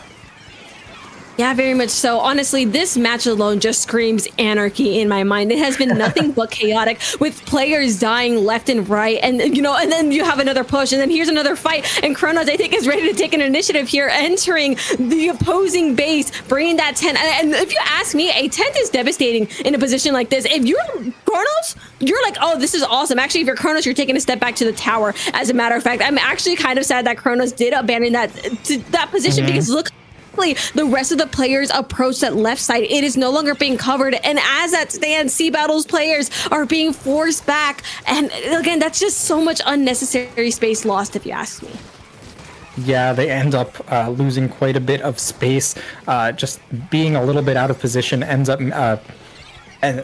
forcing C-Battle all the way to that right stack, so they're no longer able to continue pushing that tower, but they do end up catching members of Don't Flounder, pushing in a bit aggressively. I do kind of like the way that they were able to back up. It's so easy on this map to just continue pushing that tower until your team wipes, because you're moving like directly towards the enemy spawn. So backing up, letting the enemy team trickle in, continuing to move on, that is like Tentabrella's MO, and that is We Aren't Practicing's MO here. So far, as a bubble comes out from that Blaster, doesn't get too many, but one just in the nick of time. That's going to be the tower rolling into that final checkpoint. The Blaster finds another pick, and C-Battle is just one checkpoint away from putting this game away. But a very nice play from Gray, just again moving so quickly, able to catch that tower in the nick of time, give Don't Flounder a little bit of life here, and saving that final checkpoint as we move nearly to the final minute of this game, so Don't Flounder does not have too much time to work with, and they're going to have to contest with triple ink strikes coming out potentially at the end of the game from Sea Battle. Yeah, and there's some double trouble coming out from Too Much Ink. That was both a hammer and a crab in an attempt to make space. We are pushed back into the neutral situation. But Ricky in the backlines. Ricky is always doing something in the backlines. I swear to God. They are going to be getting taken back to spawn, though. But it is enough for the rest of We Aren't Practicing to keep that advantage state all over again. I feel like we've been going a little bit back more to neutral. But We Aren't Practicing is in control of the match as it stands. They have the lead. They have one more checkpoint ahead of Don't Find the Function Shark Chronos. Or we can take 2 people out because we feel silly enough. But players continue to fall for Too Much Ink. Splats happening left and right. Half of the team for Too Much Ink is down, and We Aren't Practicing. You know, if you are them, you're eating a full course meal as it stands. Unless you're Chronos, that meal is now back home, but very slowly cruising towards that last final stopping point for the tower before or not it gets overtaken in blue. Sea Battle ends up kind of diving for this tower here, trying to get the last couple points. It's still quite literally all uphill from here for Don't Flounder at the function as we head into overtime. Quite a bit of distance for them to capture here. So even though there's no triple ink strikes at the ready, well, I said that, but I think they would respawn and farm them so quickly that I didn't even notice. Which is, yeah, well, the towers so far, I mean, the best defense is a good offense, whatever they say. The tower was so far away from the goal. Sea Battle had enough time to get those specials, even if they went down. Great stuff. Now just a game away from winning this set. Don't Flounder facing elimination. How are they going to respond to this? Now, if you're them, you really want to mentally reset here, because if you let the mental get to you in such a dire situation, it's gonna take you out. That it's gonna call game. And unfortunately, it's so unfortunate for Too Much Ink seeing the very end, because they were all there, but I think it was just way too messy to do anything with it. And We Aren't Practicing. They got a dynamo too. You know what happens? One swing and they're all gone. No one's seeing the light of day again. So I think We Aren't Practicing is feeling a little bit more comfortable in the score that they are now. Well, let's see how comfortable they really feel, because we're going to Museum de Alfonsino on Rainmaker. Rainmaker on this map is something. Again, it's like Inkblot Art Academy on steroids. It's Inkblot Art Academy on steroids. It's a stop go. It's like, oh yeah, mid exists, I guess. There's no charger here, so I guess there's that. But the second everyone makes their way to plat, it's all goes from there. It's like the Stampede has arrived. Oh yeah, the Stampede arrives, you know, and the Bulls just keep charging. I especially with the ink fac, I think that a lot of teams are like deliberately switching to weapons that have ink fac on Rainmaker just to get them that extra points. But like Tentambrella already has a kit with those beacons and the ink fac, so that could be a huge opportunity to get some extra points on this map. Yeah. Do you remember? Was it? Oh god, what was it? Was it Riptide? Like 2 years ago, where they, I don't even remember the teams. Tried to push with ink fac. They ended up, a splash roll landed. They ended up bumping into the splash roll right before they could get the lead, even though they were in ink fac, and then they got taken out, or they died to that. It was wild, but I think we're going to see some ink fac plays here. This is an interesting map because it is massive. It's massive, and I don't know if Dynamo on its own is really going to cut it on either side here, but it's going to have to be what cuts it, as both teams sticking with their guns. Really, it's just Gray with that crab tank who's able to pressure over like that top mid from such a long distance. So we'll see if Gray is able to really channel that as Don't Flounder tries to take this game 4. Yeah, and you know, I'm really mourning the loss of not having a true anchor on either of these teams, because I feel like they would be so good at capturing mid, but I think it's so much more entertaining this way because everyone has to, you know, they gotta put something in to take mid. They gotta go in. There's no being a passive little baby on plat or whatever anymore. I guess we're being fun, but speaking of fun, Too Much Ink, we're going forward with a hammer and going forward with speed and splats while we're at it. There are some strikes to try and counter Droid moving forward here with the fish in hand, but you know, with these picks continue to go out, Sea Battle finds themselves in such a rough position. Gray again with the crab causing more space of their own, getting taken out themselves, but this Rainmaker still has intentions of moving forward despite the fact and getting taken out as well. really nice early checkpoint there from Too Much Ink. I think that's it can be very difficult. You can get these points really, really quickly if you're able to like catch the other team on respawn or whatnot. But going like 3 members down in that situation isn't quite ideal. You definitely give SeaBattle some extra space to work with here as they end up moving into mid, but they end up getting caught out. That was a straight splat bomb. The junior catching Nerd on that dynamo off guard with the explosion off of that shield. So Don't Flounder retaining some of that momentum and paint control in mid here as they're bouncing back very quickly. Again, nothing super long range, so neither of these teams is really trying super hard to like play that top mid area, so they're all just playing around the sides and anticipating people to be up top as the dynamos poke each other from really far away, and the strikes are going to end up creating that opening as the Rainmaker moves towards that right side. SeaBattle has their first opportunity and likely first checkpoint. Oh my goodness, Fusion. There's been like 3 splat bomb strays in like the last like 30 seconds. It's not even funny. Like, how many strays can a team take? And we are practicing is just trying to set the record. But that being said, they do have a checkpoint of their own. But quickly moving back here with the Rainmaker in hand. But strikes mark everything pink in the base of Don't Flanders. Half of their team has gone down as well. That Rainmaker is just waiting to be popped and waiting to take a lead. But we gotta climb. We gotta go. And Kronos bringing that fish to the pedestal. That lead is now, and we are practicing his favor. They're taking it a little bit slow. They really want to make sure that they can capitalize and get these points. Half of their team is down. Just Kronos and Brand to try and keep things going. But Brand falls, gets punished. It's just Kronos. Kronos, say goodnight because, honey, you're getting sent back. They are getting sent back, and oh my goodness, that was disastrous. We saw JLo come in with the perfect hammer right through that tent umbrella shield, and that could have taken out like 3 members on the side of SeaBattle, but unfortunately they ended up nicking that Rainmaker, and that meant they picked it up, and that ended up making creating that opening that SeaBattle needed to take back this lead. But fortunately for Don't Flounder, only a few extra points on the board. 36 is still pretty reasonable. If you're able to create an opening, you can definitely take that back. This hammer yet again creating the opening for Don't Flounder as they move around that right side, but they don't know about the Kronos from that backside. Ends up getting traded by a stray bomb. What else? That's the world we live in. Chai just hitting everyone with those flat bombs from that junior.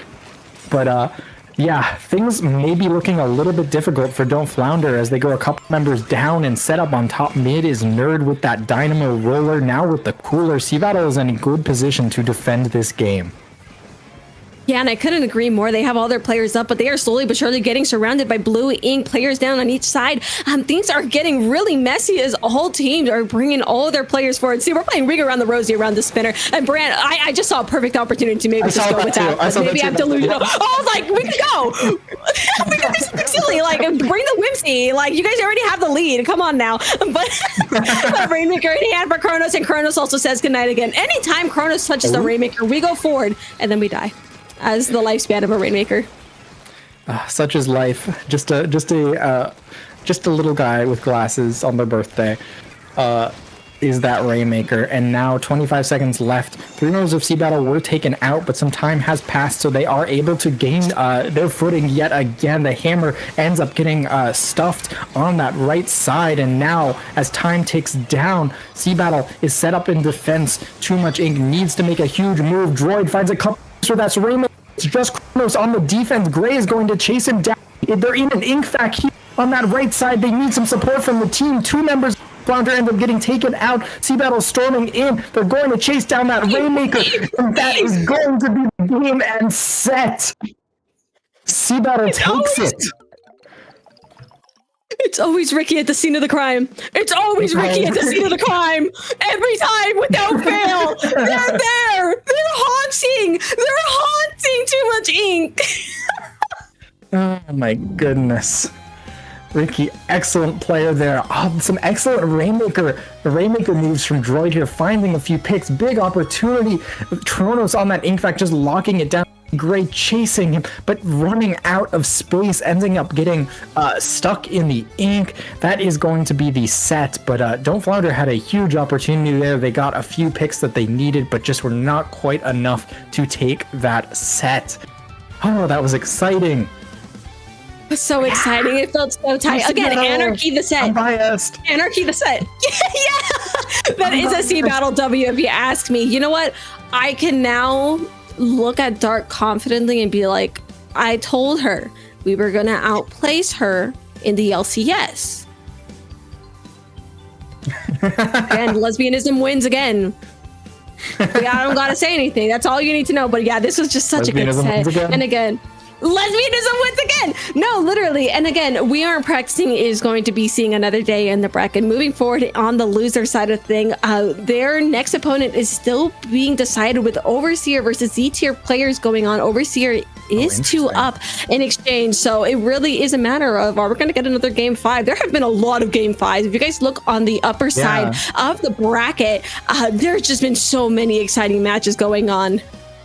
This is great because I mean, I think like in last year's LCS, I think part of it was a result of it being 8 teams and not 12. Like the first round, a lot of the matches were not super duper close, and things got like more heated as the tournament went on. I think that's generally what happens. But looking at all these first round matches, 3-2, 3-2, 3-2, and even in the second round in winners quarters, a 3-2 and a 3-1, like. This is intense. I mean, the skill level is so high now. All of these teams are so close in skill. It's super exciting, and I mean, it's just heating up from here. Yeah, dare I say, the rise of the LAN community is beneficial. Again, a lot closer. A lot of teams are starting to improve, and oh my goodness, it's so exciting. Again, I'm just so happy to see more of the LAN scene in general. We're growing, Fusion. We're growing, and it makes me so excited. I love it so much. I love everyone. I love the LAN community. But that being said, our next match is getting ready. It is going to be Gravity versus Super G. We're going from New York down to Florida. We're in the East. We're from the West. Yeah, East Coast, Florida versus New York. This is going to be an exciting match. I mean, Gravity, I mean, I think every single stream, I watched some of the pre-show and they're like, oh yeah, what team is afraid of fighting? You want to take a guess at what team everyone's afraid of fighting? Oh, goodness. Gravity. Yeah, Gravity. A set of wild, incredible players. Q, Ice, Bran, like long-term been top players for an extremely long time. Super G, a bunch of really good players, but not quite like wins every tournament for several years. You know, team. Scary. I feel like you're fighting the TTR, like the big bad. We're fighting the big bad here on Gravity. I think there was like bets. I forgot who tweeted. Someone tweeting out of like putting a bounty on Gravity on whoever can take a game. So I feel like teams are gonna start shifting for that. I think that sounds like a popgun thing. Honestly. Let's go check the Blue Sky. It was on Blue Sky that I saw that. We're checking the Blue Sky. We're hunting popgun down. Actually, I think popgun's in a VC. We could just join and ask. Oh yep. Popgun's putting a bounty. He'll pay the next entry fee if a team takes a game. The first team that takes a game off them. Now, like the thing is, when you look on the opposing side of the bracket, when you have barbecue, pork, jamboree, and monsoon season happening on the other side, like those are goats fighting goats. So like, I'm sad that like they're fighting each other before they can fight Gravity because I feel like one of those teams are bound to do it. Those are my guys. I love both of those teams very much. And I'm like, AZ bias though, of course. Mexico numero uno. Sorry, Arizona numero uno. Yeah. I love the Arizona community. Sunset Surge people are just amazing, and I need to go at some point. It seems like a lot of fun. I do. Listen, we love our Sea Battle players too. Excuse. We love Sea Battle. Yeah. Show up. Unfortunately, the next one will be in the dead middle of summer, so maybe 100 degrees or something like that. But I mean, that must have been the win. I've dealt with that before. I can survive. It's worth it. That's the true Arizona experience. That's a true Arizona experience, you know. I love this place. At least the winters are nice and cute and adorable. But again, both of these teams are quite. Again, this is not quite a hydrogen bomb versus like coughing baby. That's not what this is. But like, if there's like a halfway point between coughing baby and like hydrogen bomb, I think that's kind of where we're at, or like a little further up is like kind of what we're dealing with here. It's, I don't know explosives very well. It's like hydrogen bomb versus like atom bomb. You know, it's like one is just the next generation of the same thing. Both of these teams are really, really good. The only question is who's bringing their A game today, you know? Good answer. And oh goodness, we're going to the ruins. We're going to Umami Ruins. Now, listen, Fusion, I've seen the horrors on this map. I've seen people get locked out in like 5 seconds. It's like better Hammerhead, except just like Hammerhead, they will be way up in your base one way or another. And I fear that we may find ourselves in a situation of whoever attacks first is probably winning the game. Now, I came from Global Gauntlet like 2 days ago, and that's exactly what it was every time. So I'm nervous. I'm getting nervous. Yeah. I like am visualizing in my head like a splash. I guess it might be a dualies now, like running up and then going like they swim up and then they squid roll onto the dome and then they grab instantaneously and then you're locked on for like 25-30 more ticks. We're gonna be seeing some of that, I think, this game. I think we maybe, is it gonna be 0 on like dualies? I think we might be seeing something like that. I'm interested if Super G is gonna like pull up an interesting team composition. I know Nico Chico Puerto Rico enjoys playing that block roller, but they're such a flexible player, so who knows what we're going to be seeing. Yeah, it is that interesting team composition. I think we saw this earlier coming out from them with that Winter Rapid and that Blobber, so relying a little on the Rapid to get that cooler, just going to be pouring out a lot of paint. We're a very like normal balanced team composition coming out from Gravity here on game 1 on Umami Ruins. Yeah, going pretty standard for all things opening. Honestly, I'm surprised there have been no picks just yet. Both of these teams erring on the side of caution, but again, some neutralizations. No, quite many moves just yet, but one down on each side. Honestly, I'm just surprised to see how slow this opening has been, but Super G finding some footing, able to get another cap on the zone. It looks like they're going to be the first team to have major points on the board if things continue. You know what, whatever. Okay, commentators curse. You guys could just lose 3 players or whatever, you know, that's what, just get wiped out too. That's fine or whatever. Gravity is going to take control of the situation just as fast. Here we go, 0 up on that dome, but not able to get the crab in time. The blasters end up chasing them, taking him out there. Ice now is going to end up popping that Booyah Bomb, gets taken out in that process. But despite everything, Gravity still in a decent spot. Very nice like flank, just off angle coming out from Super G there. They're going to be able to grab back that zone, so you know, no harm, no foul. They end up getting near wiped, but they end up coming back, taking that zone. The problem is they are not really able to just stabilize here on the top of that map here before Gravity just storms back in, takes 2 more members out, and this is the relentless pressure that we consistently are seeing from them here. So they move towards the enemy base. They get stuffed by a Rapid Pro Winter to the face. Yeah, and as we say that, Gravity finds themselves in a defensive situation right here. They did lose 3. Well, basically delayed wipe here just a second ago. Super G is half down as well. Gravity putting their players forward here as Q and 0 are the first ones back on the field. That are some excellent picks there from 0. The zone is aiming to get capped. Capped it does here. Not many penalty points now when you think about it. Less than 20 is not a bad penalty point number, especially if you're a Gravity and you want to get a bigger push going. 0 with this crab, of course, making some waves, trying to prevent any sort of space that Super G may want to put it away. But Ice, again, Booyah Bombs. I love how chained these specials are at the moment. You know, we're taking our time. We're like, okay, we'll let them come to us. We'll just delay them as much as we can. But it seems like delays have been... Okay, sure, we wipe out. They wipe. Super G's on. They're wiped out by Gravity. They couldn't handle the weight. Oh my goodness, yeah. They really couldn't. Gravity just like let them take 1 step forward and they just found no floor and they just fell down flat on their face. Super G just ends up getting taken out. Gravity just punishes that aggression coming out from them, and now there's almost nowhere for them to go. The map is entirely blue, and that is going to be game 1 going to Gravity. Yeah, I think Gravity just did a great job at recovering themselves here, especially towards these last 30 seconds. It's like, okay, we're just gonna wipe Super G out. It was the way they chained their specials, waited for Gatorland's team to calm down to them, punish them, move forward. That was just the pipeline, and from there it was a nice swift knockout. Yeah, no, they didn't even have such a huge like lockout situation on this map. They attempted it, ended up going a couple members down, but I think the big thing is that they did it. I think they had it with Cooler, or at the very least they had it with like members like sitting on top mid waiting just as inkling beacons for you to jump back into.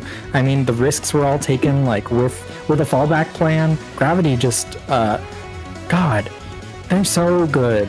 What do you even say? They're good. They're like, what do you do? Good. They are really good. And you know, Fusion, the horse is here. Do you want to know why? Ship cargo PETA power. Unfortunate PETA. The horse is here.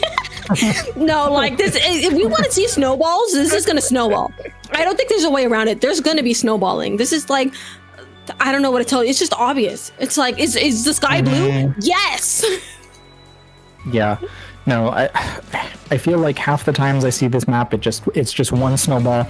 The other half is like a team takes it past that final checkpoint and then gets wiped out, and then the other team wins. It's very snowbally. This kind of stuff is just happening.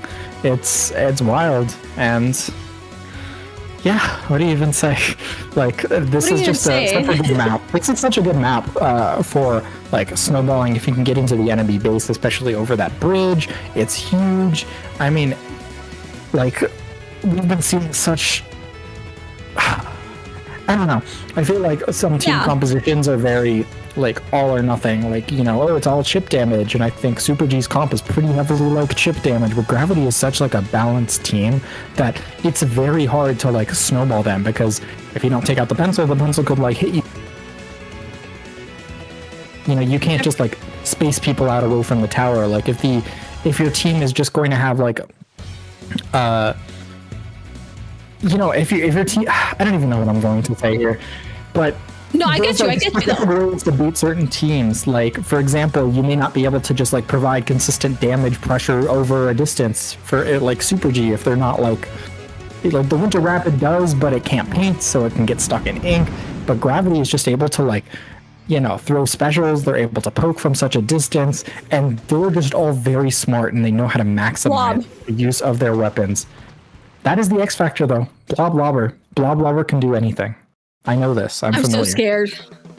Yeah, you're familiar with Blob Lobber's game, it seems. Again, no comp changes there from the side of Gravity. Again, the horse 2.0 has arrived, and that is a Blob Lobber. I'm very curious about Puerto Rico's thought process going into this, but it seems to be working in their favor. Gravity does suffer 2 players down right now. Super G find themselves in that advantage. Those first steps taken is in their court, and I do love that right here. Specials make their way out, and you really want to just take out players of Gravity as quick as you can. Don't even give them the chance to react, but apparently they do have that chance anyways. Ice fighting themselves here on tower, trying to take some picks, but Q able to quickly clean up with the support of Bran. Again, what an excellent reversal there from Gravity.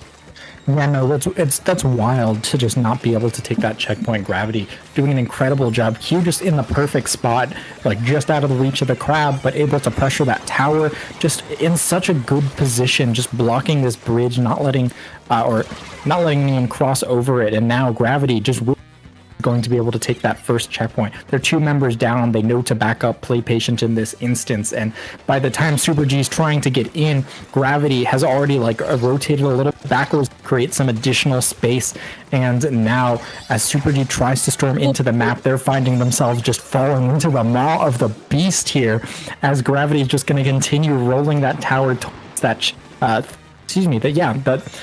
third checkpoint. Second checkpoint? Second checkpoint. And they're playing so patiently that they're not suiciding for points. They are just waiting until they have that opportunity, and it's been working brilliantly. Yeah, I feel like there's such a calm aura over the players of Gravity. They know they got this. They got this on lock, or almost had that on lock. Cactus here being that last stand on the tower. Ice coming in to help Zero. But just like that, that tower's charge out sliding straight into the last checkpoint. Again, it was just an air of calm around Gravity. They're like, okay, we could lose a little bit of space here. That's no biggie. And it was just as fast. They turned it way around all the way to a knockout. Again, that was some very clean gaming from Gravity, if I do say so myself. Very satisfying.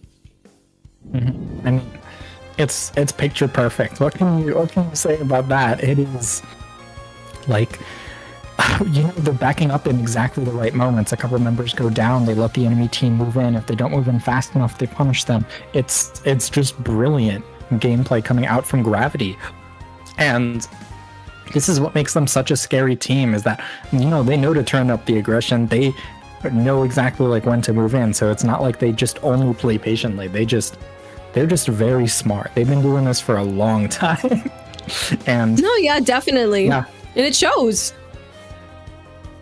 Yeah, no, it definitely does.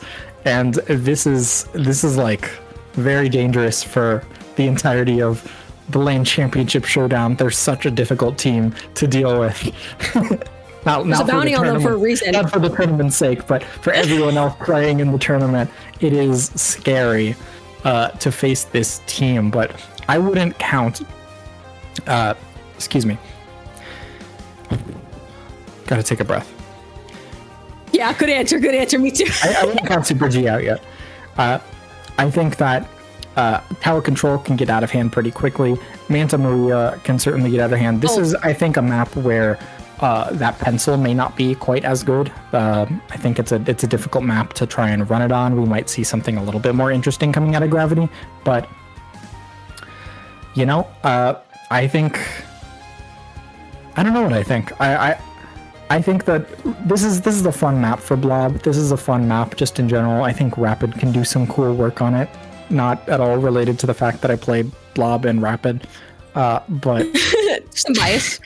It's a fun map, and I think there's going to be a lot of scrapping and skirmishing here. The only question is Gravity just going to be able to show their prowess and just adapt, be able to win in any situation? Because this is certainly a map where I think, like, for example, Crab and Pencil may not be quite as valuable, but they may stick with it and just, dominate the game. No, I also feel like Manta Maria is just generally not a strong map for a lot of teams and a lot of players, because again, there's just that Manta Maria hate, and frankly, I'm on the boat too. But something about Manta Maria, I feel like a lot of players find themselves just not like vibing with the layout. Really, like it works against them. So I'm curious to see if we're going to see that from either of these teams in the end. And again, Rainmaker can get really snowbally. I feel like Manta Maria specifically on Rainmaker is just really snowbally in general. So again, I'm expecting to see that pencil gone, unless they just don't gaff, which honestly I can see too. Let's see what happens. Okay, that Winter Rapid is coming out for one side. They don't gaff, but the Blaster gaffed. Yeah, they've got the Blaster. I think that's like a small adaptation that will help make sense. You can do the funny splashdown over the Manta Maria trick. We'll see if Brand pulls that out here. Yeah, no, everyone's favorite thing, just random splashdown from person you can't see. But an early pick for Super G here could create an opening for them. It's going to be very difficult for them, for Gravity to deal with these members on the high ground. Not quite an easy place for like a Pencil to just sneak up and poke over that edge. So that is going to be a first checkpoint coming out from Super G. They end up chasing members of Gravity back. Ice gets caught alone with that Rainmaker shield, and we have signs of life and then from Gatorland here. They get that Rainmaker all the way down to 24. Still alive and kicking now with basically a beacon to jump to in that bunker. They have the Rainmaker in a great spot. Things are looking great so far. Yeah, I couldn't agree more right now. We knew that Super G had those powerful openings in general, but they are looking closer than ever to a knockout right here. That is just not enough time for Gravity. That's not enough time for Gravity. That's going right in with a second wipeout. Oh my goodness. What was that? What was that? Popgun's path. Popgun, someone, oh no,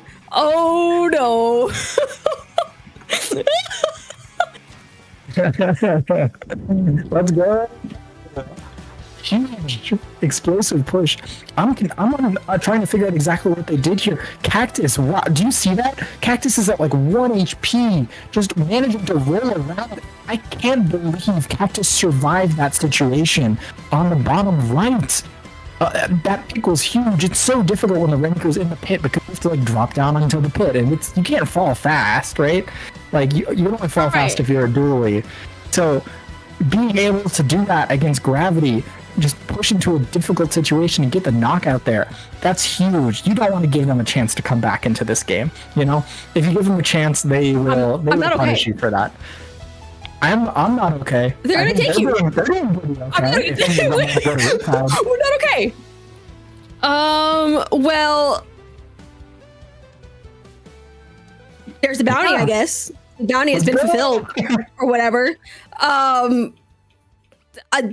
I'm speechless. Super G, like something happened. They hyperlocked in. We knew that Super G was always the first ones. Yeah, they woke up. Like we knew that they were the ones that had the strong openings throughout the entire set, but it was usually Gravity that turned it back around there after like around 30 seconds. But Gravity was nowhere to be found on that return. They did not throw it back to them at all. So Super G was like, keep it going. Keep it going. Why do we stop? The party's not going to stop. And, you know, I can imagine them cheering in their VC at this point. And you know how I said Manta Maria, like, is not the strongest for some people? I think we saw a weak point for just a little bit there.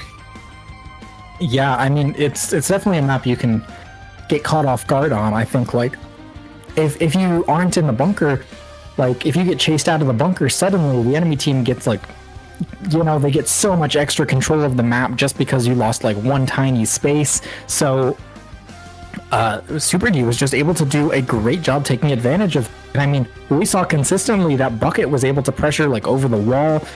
We weren't, Q wasn't able to pressure from the long range the same way she was able to throughout the rest of the game or throughout the other games in this set. I mean, Super G just acted so quickly, and I can't stress enough how important it is that they knocked that out. I know. I don't want to imagine. I feel like their team can be pretty. I feel like it's scary to try and be Super G and play that team composition on defense, especially just because it's hard to defend on Manta Maria. So putting that game away on offense is great. We're going to see the swap back to the Bucket for Bran. Cactus once again showing the prowess, going to be rocking that dualies. We'll see if they're able to create the openings they're looking for on Clamblitz Scorch Gorge. Yeah, for sure. And Clamblitz Scorch Gorge is just an interesting match. This is AZ home for me, so it's always nice to see it here, especially when AZ is somewhere. Excuse me, I choked because suddenly there's a wipeout. Super G got wiped out by Gravity. I blinked. It's been 30 seconds. They're done. They want out. They said, we're just going to bring the energy forward right now because whatever happened last game is not going to happen again, I feel is what's going through the mind of these players right here. Q is setting up here in center to act as a beacon for the rest of their teammates, often trying to take out. They got the grab. They didn't even hesitate. Oh, God, yeah. The Bucket ends up trading two in that situation, and Ice gets knocked off the map, I guess. So, is going to be able to find their footing. You're up? Okay, they end up calling up 0-5. Just 35 points on the board. Decent push coming out from Gravity, but Super G looks like they were certainly having a good time getting it.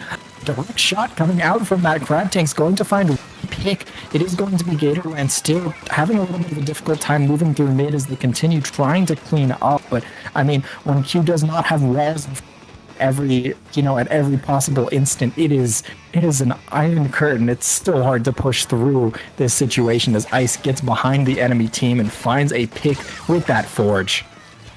Yeah, they do trade that last pick for their own life as well, but Gravity, I think, is exactly what they want. They're able to take up a little bit more space, but realistic, when you look at everything in front of you, Super G has most of the turf control as it stands right now. Gravity was able to push up a little bit, but like, look how much yellow there is on the field. There's just so much of it, and Super G still remains in general control, but that seems to be shifting now as Zero does bring that crab to light and is looking to take a little bit more pressure, take that chip off of players to Super G, and the rest of their team is following up beautifully on that eyes with that Booyah Bomb, just waiting for a perfect opportunity. But another clam into the basket. That is now the opportunity to get some points to the board. And if you are Gravity, you want to just be chucking those as best as you can. But of course, that storm has also been devastating for players of Gravity, as I've noticed.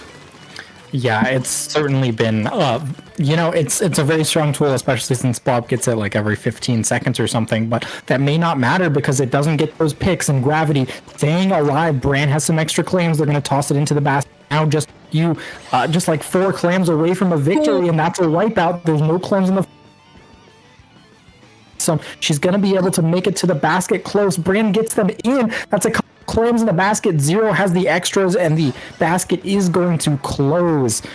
So Super G survives for now, but damn, they are struggling to get out of spawn. Gravity has just made it difficult. I mean, we've been always seeing like Ice or Zero just pushing up on that left side as another clam makes its way to the basket, and this time there's plenty of clams to go around. Is going to try and seal the... She is, and Gravity is going to end up winning the set 3-1 and punching their ticket to winners finals. But oh my goodness, what a game! That game. That was... Oh my gosh. They pedaled to the metal. That's what happened. That's the evil and intimidating horse.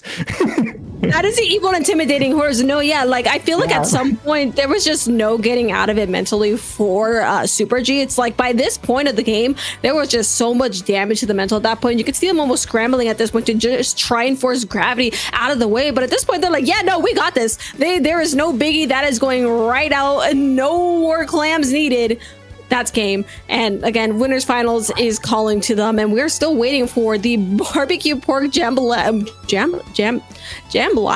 and monsoon season set to start? Question mark? Have they not started?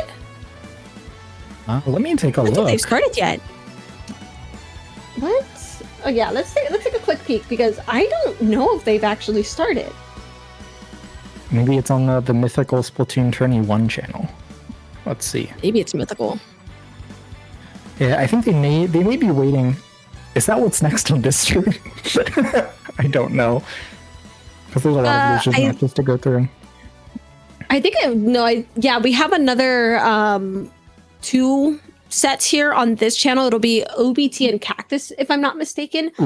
Picking up afterwards, which again, you guys are in such good hands. That's a banger duo. I know that for a fact. That's a fun pair. Oh yeah, absolutely. But no, yeah, there's a little bit of delays happening as it stands, so... Okay, I think it will be on SplatoonTourney 1, but it hasn't started yet. So, that will be fun, but, sometimes it's a lot of fun when you've got, I'm not going to say the big bad team, but the team that's really good and everyone is trying to beat them, absolutely. It provides like a fun narrative to the game, and also remember that bounty that Popcorn plays? You want to know what this guy said? Oh, what did he say? Bro said Rainmaker doesn't count. Why place the bounty in the first place? Rainmaker doesn't count. I don't know. I see a 1 next to the game's 1, so. That's a 1. I don't know. I think they deserve their money. I think they deserve their LAN entry, to be honest. And like that's on you. If Rainmaker didn't count, imagine all the LAN moments that wouldn't have happened. Rainmaker has the goofiest moments. That one wasn't that goofy. That one was just dominant. It was crazy. But Gravity does end up coming out on top of that situation there. Popgun, pay up. Pay up, sir. You made it, promise. It's like you should have put that in the terms and conditions before we started. Can't even lie. So. But hey, the fact that y'all. Hey, I mean, I imagine we're going to be handing off in just a second to Cactus and OBT. But hey, the fact that the monsoon season and Jambalaya match hasn't started yet means we can catch it. We may have missed it if it happened a little bit later, but now we can watch these 2 teams go head to head. They're on SplatoonTourney 1. So that's so exciting. We will be tuning in. That's an exciting match going on now. It just got underway on Umami Zones. But I think that's it for us. Is that great? That is it for us. We did have our lovely 2 sets. We will be handing this off to OBT and Cactus. But before we do that, Fusion, where can the people find you? You can find me at Sea Battle, 8-Bit Fusion on Blue Sky. You can find me addicted to Pokemon Champions. Hopefully on the ladder in Pokemon Champions. We'll see. Where can they find you? Wish you all the luck. You guys can find me at SplatFufu on Blue Sky, where I will be posting here and there. I don't have any commentary blocks scheduled yet, but do keep an eye as to where I will be next. And go to Sunset Surge, support your locals. That's why we're here. If you're here, you know about the locals. So make sure you look what's around. Go support them. But that being said, we will be taught. Yes, there is. Look around. No, you're good. You're good. You're so real though. This map. So if you are interested at all, you should take a look. I think. Yes. There's quite a few. I think that if you're interested in starting one, there's a lot that you can use to help get started and start one for your local area. So, but yeah, stay tuned. A lot of exciting matches. We'll see which LAN comes out on top. See you guys. See you later.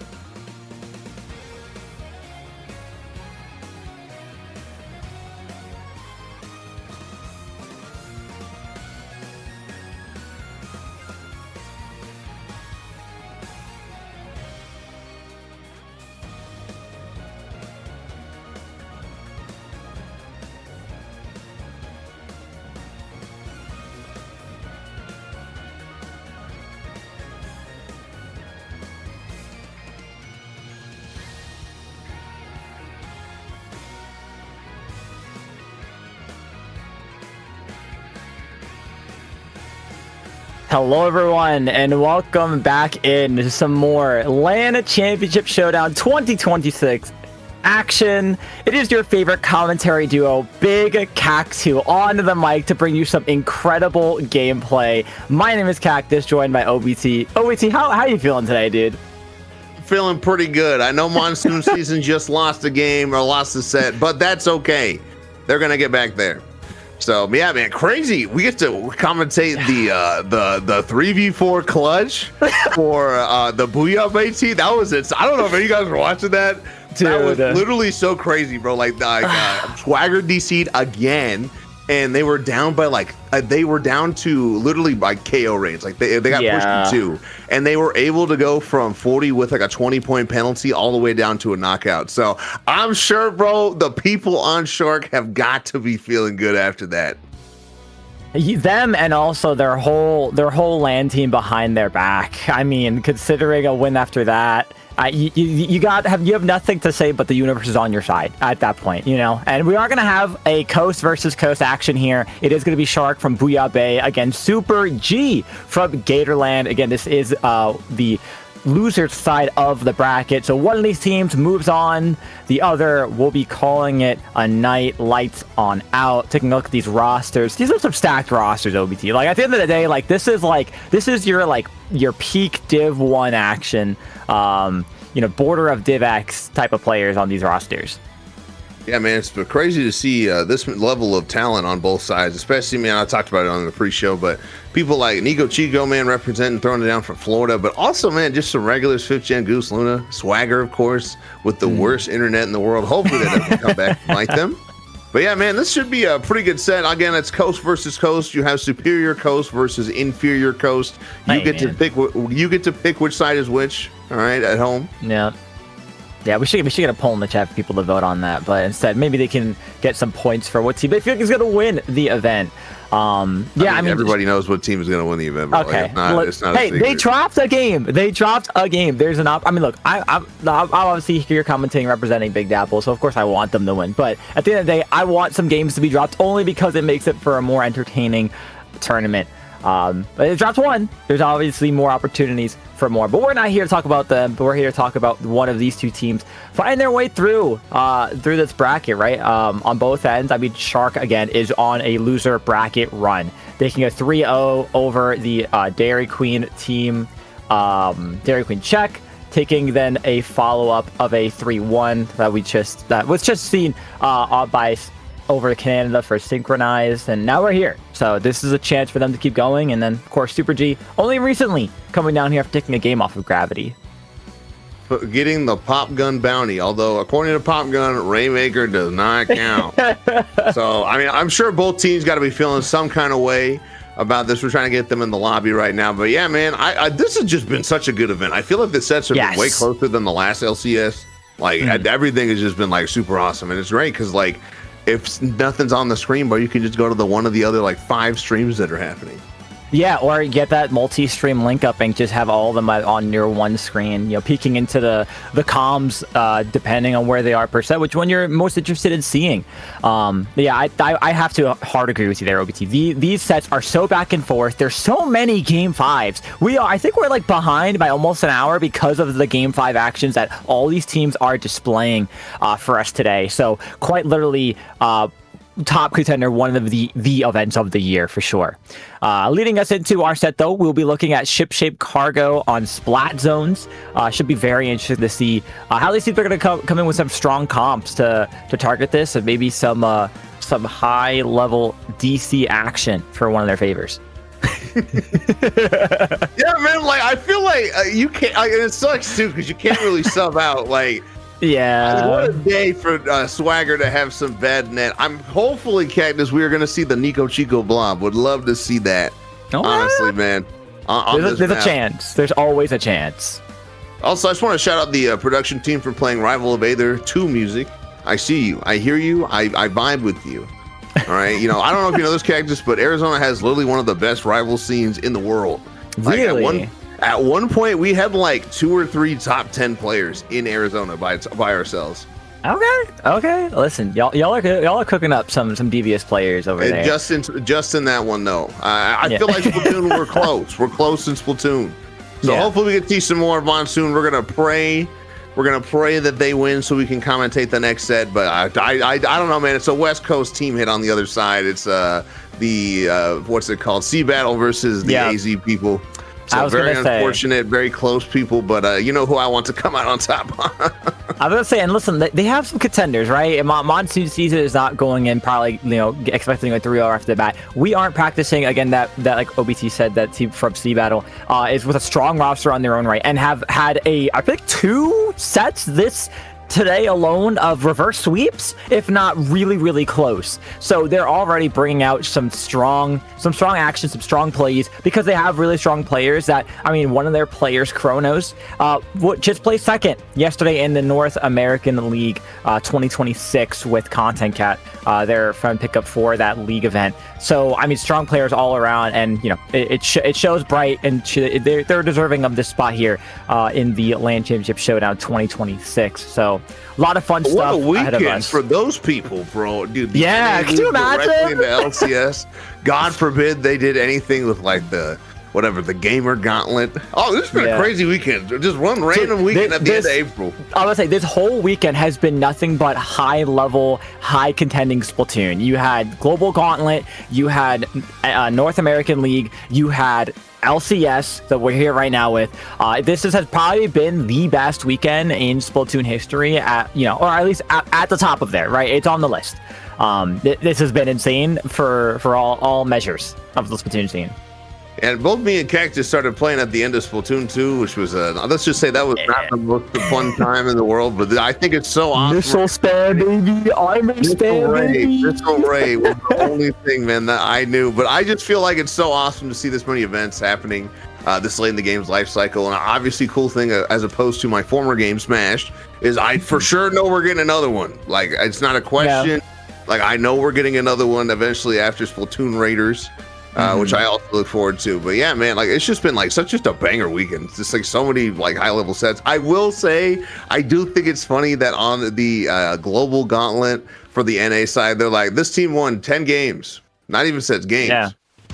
And then the other team, like the other one was just like, here's like this team and who's their captain and here's like their roster. Yeah. I mean, hey, to be fair, the West did take 3 sets. 3 sets is pretty good against JP. That's better than last time. Last time. Hey, last time we took a game. This time we took 3 sets. And fun fact for all of you: not every single Western team that competed in that event, the Global Gauntlet #1, took at least 1 game from a JP team. So last time, way better. Now, also, I just want to point out that the EU team did not do very well. Black Lotus, looking at you, bro. They took a game though. Hey, all I'm gonna say, USA #1, all right? Well, wait, is it though? Because like PXG is the team that took 2 of those 3 sets, and they're not really full. Yeah. North America #1, North America #1, baby. All right. Just like the LAN Championship Series for North America only. We don't need any other continents. We don't need any other time zones. Just 4. Just amazing time zones. See the shining sea, Cactus, and Canada. Yeah, I mean, hey, they're somewhat a part of that. They're connected at the top. Dude, I would kill, honestly, to see a Mexico City LAN. That would be like the most baller thing in the world. How do you think Canada feels knowing that on the LCS map they're not even there? There's just a blob in the ocean. I was like, dude, we can't even put up like we can't even put up Ontario for them, bro. Like, seriously. But hey, we're gonna get into it. Speaking of cold places, it's gonna be splat zones on Ship Shape. All right, look at some of these dude, why am I commentating young? Okay, so do I commentate it as like myself? Like, okay, I'm going there in the shot, I'm going in, I'm getting Zuka. Nah, but yeah, there's a young cactus. I was saying this earlier that I didn't know we had another cactus in the seed that's still active. I know there was like a squeezer cactus from Florida. I've gotten mistaken as them multiple times, but we don't worry about that right now. But we are getting a nice view of young cactus, building up that Zuka, looking for a good Zuka play, and just waiting to see if they have an opportunity to pop it. Against Shark right now, who's right on the defensive pedals. Yeah, man, I feel like right away, I don't even know what happened, but they got the zone and they got a lot of space off of that. You're seeing the younger version of Cactus getting a sick Zuka play. They're going to opt to try to push this top right, trying to dislodge Thunder Fan. They are going to strike there. Unfortunately, going to go down there. Now you have two people penned in here on the bottom right, as you see 5th Gen trying to kind of provide some cover fire. Their teammates able to jump out. It is just 5th Gen with this rapid rebound action with the Shark coming out on top there. Yeah, and here's Swagger's version of Zuka taking out younger me, being able to get a nice pick off there. And there's a cooler to keep this momentum going. They don't have the captive just yet, but it looks like they're about to funnel that in as it's just the blob remaining. Young Cactus jumps in there, but gets picked off immediately. Shark is doing a fantastic job at rushing down the remaining players of Super G and taking so much space immediately. All players in really good positioning. Fortunately, 5th Gen will go down there with their special in hand, but it's really unfortunate. But we do have Goose with that vac to get ready for when Super G eventually wants to push back in. I didn't even touch on this, but we are indeed seeing the Nico Chico blob there. If you guys don't know Nico Chico, man, they've been on the blob since like the beginning of time. One of the best in the business. I'm sorry, I just killed them with my own words. My apologies if you're watching the setback, Nico Chico. But I feel like, again, man, like it is really much been a complete reversal from the beginning. You're seeing Young Cactus trying to pop Zuka out of spawn. 5th Gen trying to keep him kind of penned in on this top right here. As you're seeing Puerto Rico on the left side here trying to go for the zone. You're seeing Strikes Rain and the blob coming on there. Are they able to hold here, Cactus? And they are not going to be able to. It's going to be a zone flip for Super G. Just kidding, unless it doesn't happen. I don't know, OBTN. Looks like they're going to be 2-3 players down. There's not going to be any opportunity to get that zone back. Ontos is trying to get at least a pick, and they'll get one, but that's going to be a delayed wipe onto the side of Super G. And with a reversal 100 to knockout for Shark after being in a point deficit from Super G in the beginning of that game, that will be Little Judd securing them that knockout there for a 1-0 lead starting the set with a fantastic first game and no DCs. If you're watching this, the Gatorland people, I'm sorry I cursed that match. I'm going to take full responsibility for it. But, I mean, truthfully, if you look at this, man, like all the pieces were there. 5th Gen got a really clutch pick on bottom left there that kind of secured that, and everyone else was just able to camp jumps. So, really, really nice job for if you were a West Coast fan like me. But, man, bad for Florida. Bad for Florida. Yeah, I mean that was just really rough. You know, maybe there was too much reliant on the young Cactus Zuka. You know? I mean, hey, there was a great opportunity, great place, but I think it was just a matter of too much of just a staggering play. I think they got 1 or 2 picks, got a little greedy with trying to find a good entry point, and from then on, it was just shutdown after shutdown. And I think there was just no focus on the zone cap once they were that close. You know, the strikes were there, the rain was there. Nico Chico, unfortunately, just did not have the focus of that blob paint onto the zone. There was a point where they painted behind them instead of painting for zone, even though they already popped the rain. So I'm not sure what the mindset immediately there was. Maybe it was just a thinking of someone was behind them, but at the end of the day, you know, the focus unfortunately was not the zone cap. It was just the player splat count, and that's unfortunately maybe what doomed them for that first game. Yeah, much like your own plushie, I think they just really dropped the ball there on that one. Like they just were so close to getting the cap there. Like they right at that critical moment, people started going down where they weren't able to get the zone. And honestly, I feel like for as good as their comp was at the beginning, for the side of Super G, I felt like they did struggle a lot trying to get back in. I mean, I love all those weapons to death, but not the most cohesive thing. But also, man, shout outs to Shark. I thought they were playing some really tricky angles. Really unexpected stuff, made it challenging. I mean, that's a pretty lockout heavy map. So I'm curious to see how our players adapt here in game 2 for Museum. D. Alfonsino. Yeah, I mean, especially if Shark sticks their weapon comp and doesn't really change anything, especially having that tent with the ink vac, that's going to be very powerful for them going into this if they're able to get a couple good strong pushes in. It would be very interesting to see what kind of comp changes Super G might try to make, or, you know, if any at all, right? I mean, they could just stick with they're going with. I could see maybe the blob switching to the Kraken version from the blobber deco, but we'll have to see if these are changes they consider, or if not, they're just going to rock with what they know may work best for them. And let's see what they're rolling out. And I called it. My brain is so high next level. There is the blobber deco with the Kraken and young Cactus playing up with that I don't even play, the Decavitator. Yeah, quite the switch there, man. Like you said, you kind of expected it with the Kraken. I feel like this is a good one, kind of representing Again, the great country of Puerto Rico, whether you believe that or not. But hey, man, again, man, 5th Gen has been so aggressive with this opening stuff, man. You saw them. They got cooler immediately, and we're right in the middle of that fray there. You're seeing Young Cactus kind of paint the wall here, but they are already 30 seconds onto their plat, looking to try to make a push here. Goose popping shield here. A really good positioning from their bucket player on Super G, trying to kind of stall that out. And they are going to stomp them on the ramp, and I don't think they're going to get any farther than this, Cactus. Definitely not. And you do see Swagger have that Zuka ready. Gonna get a pick on one. Gonna try to find at least one more, but a nice bubble from Young Cactus will get them a little bit of extra space in mid. There will be that Kraken to follow up to see if they can push any remaining players out. Right now, we are going to see a little bit of a tough back and forth on that right side of the players from both ends to try to clear up that space. And it's really once that right side ramp frees up for Super G that Shark is going to have to play a really strong defensive move. But right now, there's that ink vac just to save them a little bit of time, especially because their zap goes down. There's Nico Chico with that blob on that left side on that ledge, trying to get a good pick on one. They will. It's going to be 2 players down on this side of Shark there. Super G now, unfortunately, though, on the back foot because Goose is soloing a 1v2, trades off 1, and there's just not a lot of momentum on either teams here. It's really just a stall for mid. Yeah, honestly, man, I feel for you. Bucket player is like, I've had that happen so much, man. You're trying to slosh over the tension. They do get the trade because they're so awesome at the game, but like, that was kind of brutal to see on the overhead cam, really showing how lopsided that matchup can be. Although it doesn't matter if you cannot get the Kraken back onto your side before it ends there.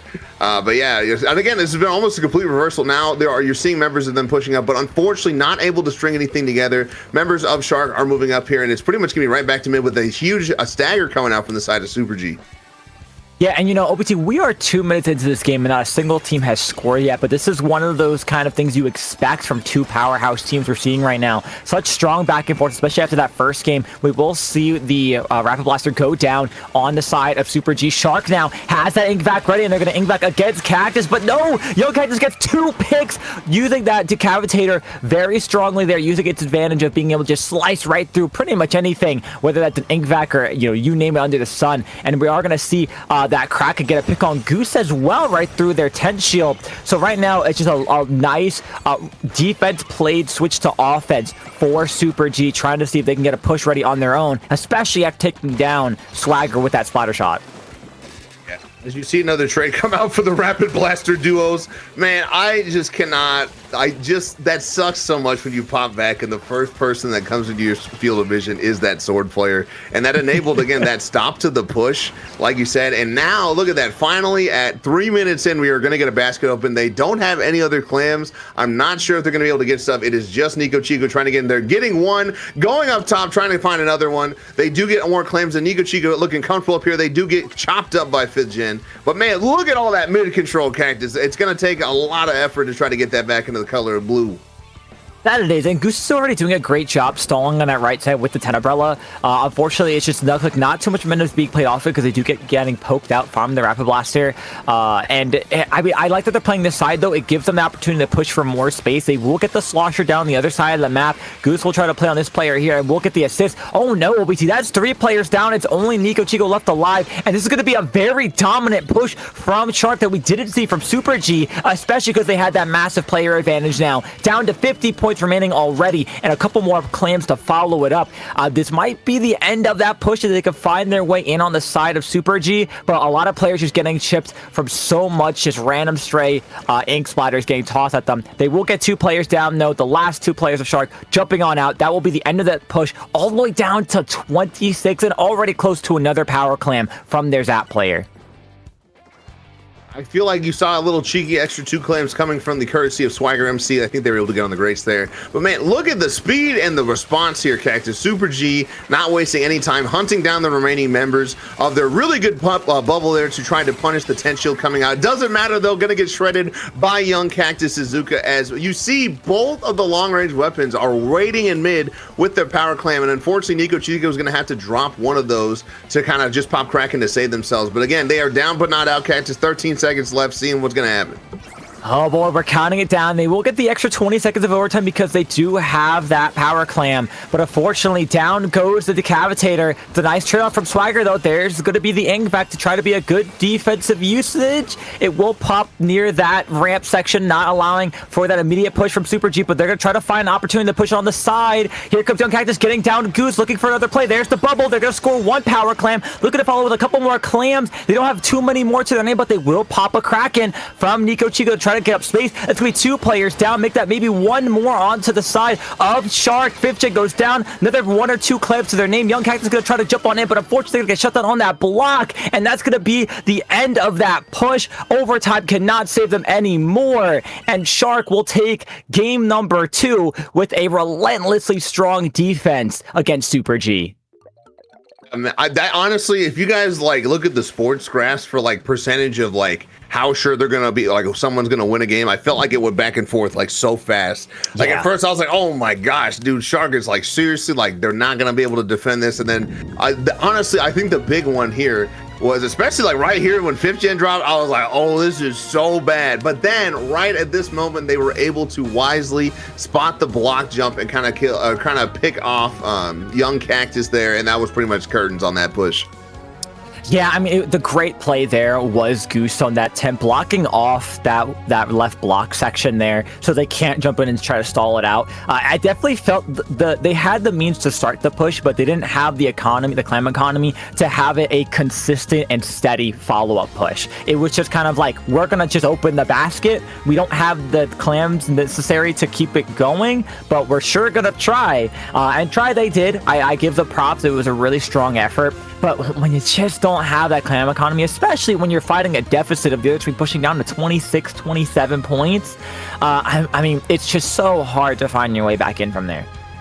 Yeah, ultimately those few clams that, again, I think it was Swagger MC put in, kind of showing at least like a good, like, kind of bubble for their overall defense, because that would have gotten a little scary if they hadn't done that. But again, I feel like most of that game was Shark, and they were only able to really push towards the end there. And you saw some of the players from Shark get a little desperate. You saw like a couple people go through the bubble to try to get the power claim user, and especially, man, like when 5th Gen dropped. Like, but other than that, I felt like they were pretty solid. And now the challenging thing is the mental side. I always talk about this when I commentate, but like, yeah. You know, you're down 2 games in losers, and you know if you lose this next one, you're out. Now, granted, you know, I remember from the pre-show that Super G was mainly here just to have fun, but I'm sure that they at least would like to get another round in. And looking to face probably monsoon season, as I saw they were up 2-0 on their opponent. So, yeah, and again, we are going to be back to another Certified Hood Classic to Haggle TC. I feel like the maps for this event, Cactus, have been like really phenomenal. They've been fantastic, and we've seen a great, not just this great selection, but great weapon choices from a lot of these teams, some being very unique, some, as we're seeing from some of these teams, get more and more meta-defining, especially now seeing Goose switch off of that 10 umbrella to the 96 Gal. That's going to give them still that vac, right? You can't go wrong with an ink vac, especially if you know how to play around it from your teammates, but it's going to be a very strong showing. And right away there, it is popped immediately from Goose. That was a 15-second ink vac get. That was actually crazy. And what's even crazier is that there's 3 players down on the side of Super G, so Shark is immediately pushing this in. OBT, I think they're looking to knock this out as fast as possible. Yes, they're like, get me out of here, bro. I want to get to the next round. But I mean, hey, in the words of Bronze, the anchor player, man, if it's not in the first 15 seconds, it is not opening special. And that was for sure an opening special. I mean, that was textbook, man. Would love to see them on the replay. They just kind of got cooler. They got their vac, helped them with the fights, and were able to win that. And now they don't get past the first checkpoint, but they do get that checkpoint break in the first minute, which is always feeling good, because now they at least have something to kind of fall back into. Who's going to pop another vac here? Nobody's really home. And again, man, just like the last one, Young Cactus coming through with a slice on to that vac player. And now it is going to be Super G in the driver's seat. And the wise words of a Fortnite player, shing, shing, shing, it's all you can deal with, it's all you hear, and that is Young Cactus performing well with that. Oh, okay, so they're going to fall off the map from Nico Chico, but they're going to hold on strong and try to at least break the checkpoint all by themselves as the rest of their team goes down. They're going to try to get that lead swap. No, they're not. They're trying to play a little careful. Oh, I lied, never mind. There's the Slosher jumping in for a 2-point lead swap, and it really might be a game OBT where it is down to just a point differential from both these teams here, because it is such a just a brutal back and forth. They are swinging with haymakers on each other, and it's just going to be a matter of who hits that winning blow before the bell rings. Dude, you cannot come in here quoting a Fortnite sound clip and then just go back to like nothing. I know other people heard that. I'm sure some people were like cooking dinner or doing their laundry, and they're like, "Whoa, wait a minute, what?" But hey, just like that, man, in the blink of an eye, the complete reversal has occurred. 5th Gen's going to walk into a bomb there, but the damage has been done. They are past that checkpoint, past the lead. And again, man, it looked like Super G was on a roll. Like they had finally found their footing. But, I mean, Shark answering right back with a really devastating push to an even farther number. And now they got a more uphill battle to climb here if they want to stay in the bracket. They do, but I mean, we consider that push we just saw from them not even probably, what, 20, 30 seconds ago? It's definitely possible, right? They have a lot of potential here. They are using some specials to try to clear up a little bit more space.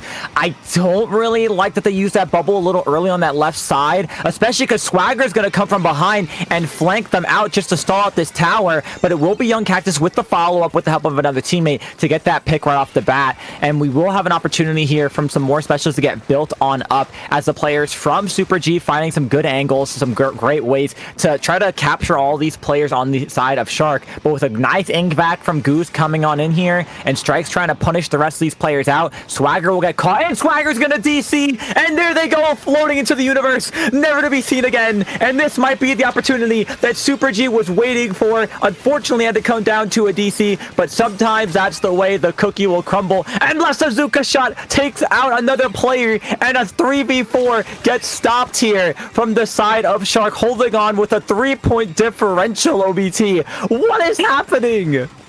You know, this team has done the impossible in the set before this. Even though Swagger MC said, "I must go, my people need me," they still had the lead when that happened. And just like bees to honey, man, those Shark members were able to swarm the tower there and stop them from getting the lead. But man, they have 60 seconds to not make pretty much any mistakes. It's going to be tough for even the most seasoned of people. Very unfortunate. Now they are up, so even if they lose this game, they have 2 more chances for Swagger to DC and like ruin their chances. But man, the tower is right back. They are going to pop Zuka. You're seeing the whale come out, but again, they have to dislodge Nico Chico from this, or it's going to be game over pretty much. And the strike's coming out. That should be the lead change, and it is just going to be the Zap player alive, and that's pretty much going to be it. Very unfortunate. Again, they were not able to make lightning strike twice there for the side of Shark. That they were not. And I will say, if you did notice, it actually wasn't Swagger that DC'd. It was Goose, even though we did see Swagger fly up to the heavens to find out what the Splatoon devs are going to put in for Splatoon 4.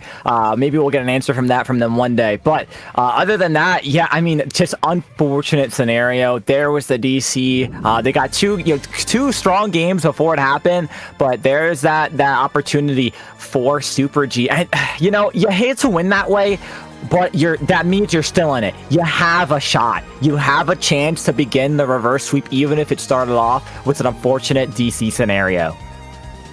Yeah, man, like at this point in the bracket, I'll take whatever I can get. Like if we get a DC, I don't know about you, man, but it puts the wind back in your sails, get that momentum. You're like, okay, cool. As long as we don't play terribly, this should be like locked up. All right. Yeah. Now I'm sure the people from Toronto Roca thought that, but unlike them, they were able to get the finishing blow onto there. But man, it's just so hard to play a 3v4 eternally, because like, I mean, that's best case scenario. As soon as you lose any other player, now you're playing a 2v4. It's just like, gosh dang, impossible. So unfortunate stuff. But if I and the people on Shark, I'm saying, regardless of everybody's on the team or that is there, we're still going to get it, man. I mean, we're up 2-0. They have 2 more chances to take this home. But man, not what you want to see if you are a West Coast fanboy. Yeah, no, I mean, I think the only way that things can really just completely turn in the favor of Super G over Shark is if Shark somehow starts getting a little sloppy with their work. If they don't really continue that team momentum, that synergy that they've been building up and have been proven that works in a 3v4 situation, they may be taking home this game 4 coming up soon, shortly. But other than that, I mean, Super G has an opportunity to keep the ball rolling, especially because we're going to another map mode combination that could be extremely back and forth with strong pushes from both sides. That's going to be Rainmaker on Scourge Gorge. Yeah, Rainmaker in my home state of Arizona, it looks like. That is the unofficial Sunset Surge map. We celebrate Scorched Gorges on kind of like how Booyah Bay does the Hammerhead Bridge thing. So yeah, very interesting. I feel like, man, having that vac tent, I feel like it's going to be really, really useful there. They've been using that pretty much the entire time. Very curious to see that. But Cactus, if nothing else, I'm expecting another probably explosive start from the side of Shark. Yeah, especially if they decide to let Goose build up that ink vac immediately too. Like, it's just one of those callouts where it's like, hey, you build that ink vac, we're gonna get pop, or maybe we don't. Regardless, as long as you have it ready, let's push it from one of these two sides on the center of the map, and we're gonna go ahead and just lay these players out, make them respawn while we get this first checkpoint pretty freely. Unless, I mean, Super G, what kind of counter could they have? Are we gonna see Young Cactus stick with the Decapitator? It's worked very well. I can't see they want to change it. But for all we know, maybe we'll bring out the spotter shot. I think the Zookas will be more in their favor. But we'll have to see as we're loading up with these weapon compositions right in there in the game. And we are going to see the Decapitator return, as well as the Blob Wobber Deco with the Kraken. Excellent choice. Yeah, I feel like this isn't as prevalent in Splatoon 3 as it was in Splatoon 2, but yeah, pop favor definitely going to be on the side of Super G, unless they just don't look at the Rainmaker. I guess you do need to be looking at the Rainmaker to get pop. And again, man, we have another 15-second vac ready for Goose. They are going to pop that to try to live. Unfortunately, 2 members of their team going to go down with the Kraken in front of them. Just going to breeze on by and that is going to be a complete reversal of what we saw in the last game. Again, man, they got their specials, but it didn't matter when 2 people go down to what I think was just random bombs. And that's going to be a first checkpoint, pretty much uncontested for the side of the Gatorland team.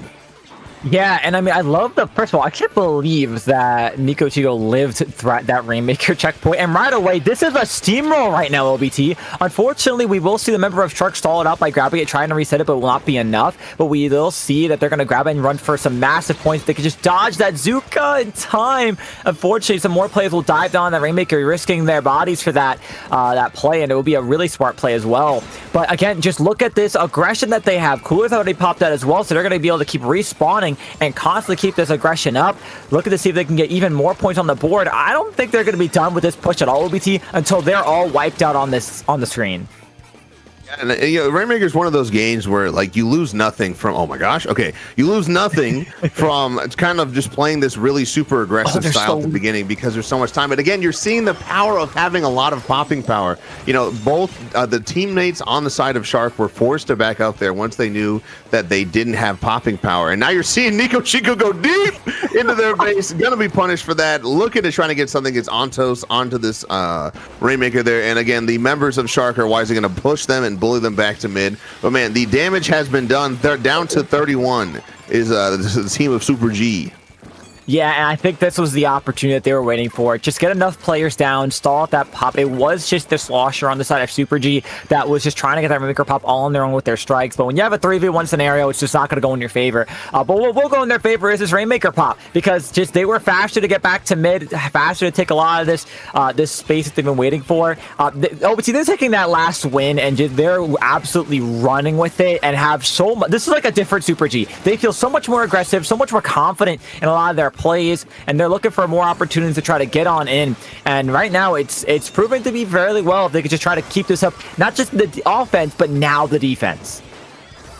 I feel like it's important sometimes when you're in those game-winning situations to win your game threes, because you never know what the next map will hold for your comp. And I honestly feel like this map is very, very good for the side of Super G, especially they got popping power, they have that Decapitator to deal with the 10 and to also deal with the vacuum. And now they just got a huge lead that they just have to defend. Like, I feel like this was challenging because now think if you lose this one, now all because of one DC, we're suddenly going to game 5 and you're on the losing back foot potentially. And now, honestly, man, Nico Chica can just do whatever they want with this Rainmaker. They can stall in mid, they can kind of shoot for it. But right now, man, this has been just a completely one-sided match, it feels like, Cactus. Oh, definitely. And I think right now Nico Chigo's playing the game of I'm just going to stall in mid for as long as I can and only push forward if my teammates get a wipeout. And just keep shooting those shots there, put it in a really bad spot. Here's young Cactus just kind of stalling around this corner, not letting anybody try to grab it. They're going to try to get a pick on one. They will get a pick on 5th gen. This play on the side, I think this is Luna going to have to be forced to jump on out. And it's going to be a 3v1 situation now. Make that a 4v1 in the front. Goose is by themselves. Luna will jump on in, try to help with now getting that cool layer. They're gonna look for an opportunity maybe to bring this up to that front right corner for the Rainmaker because they are getting that do not retreat option or message on their screen. 2 players will go down though to a great shot, and they're just gonna just swim it into the corner over and over again. Oh no! But they were in a Rainmaker free zone in the worst possible spot. So not only does it reset to mid, but OBT, they just got wiped out. That was just a complete roller coaster of emotions right there. Wow. Swing and a miss coming out from the side of Young Cactus. Fortunate for them. But now, I mean, all because of that, they were unfortunately, they do get the trigger, the message of do not retreat, which forces them to kind of be in a spot where the Rainmaker is going to get out of that bottom area. But it kind of doesn't matter because even though with all of that time and momentum in the world, the members of Super G were able to get set up, and now they are right back into mid, and they do still have quite the mountain to climb here as we're heading into this last 20 seconds. Yeah, and I mean, they have specials ready to go. Goose does have the ink vac, but they're popping it rather early. The Rainmaker's gonna get grabbed, but I don't know if it's gonna be enough time to go forward with it. Oh, it just might. With 2 players down. Oh no, he has 3 players down. The Blob's gonna get shoved down in a corner. This might be that lead loss for the side of Super G, but they barely hold on with a last second effort there. The Blaster throws a nice 1-2 shot, and the Rainmaker goes down. And OBT, we are gonna be tying the score 2-2, heading to game 5. They really hit him with the 1-2 buckle my shoe. I thought they were going to be able to live that. They were playing really well behind the tent shield, but they just got a little antsy. And I feel like had they waited just like another nanosecond to do that squid roll, they probably would have actually been able to hit the ground here. We're going to see this again on the replay. Again, you see them person with strikes go down. It is going to be just Nico Chico. Nico Chico makes a valiant effort, but right here, again, if they had just stayed behind the tent shield or at least waited for another one potentially, I feel like they might have been able to live that, but unfortunately kind of pulled the trigger just a little too early and was not able to get the lead there. Heartbreaking defeat, and now, like I said, man, we're on game 5. It's a crazy turn of events to think what one DC has just laid out the entire set for them. A game 5 on Splat Zone's Hagglefish Market. Both teams now just staring down the barrel of elimination. Waiting on their losers semis will be Monsoon. So on that end, they're going to be fighting a Goliath, and if seeding shows correct, it would be Super G. If not, Shark is going to have the ultimate run, the ultimate losers bracket run of all time, as we get a nice look at the updated bracket. Actually, Gravity as well, look on the winner side. Up 1-0 over the H-Town Barbecue Pork Jambalaya. So strong games right now. Strong matches, strong teams. We're just waiting on. We're going to get right back into this action. Also, I just want to shout out, man, this has been so cool. I don't know if it was like this last year, but it's so cool to see that they constantly flash which team is representing which. And right now, again, it is that East Coast, West Coast threat. I'm going to game 5, everybody, which is going to be surprisingly back on Haggle.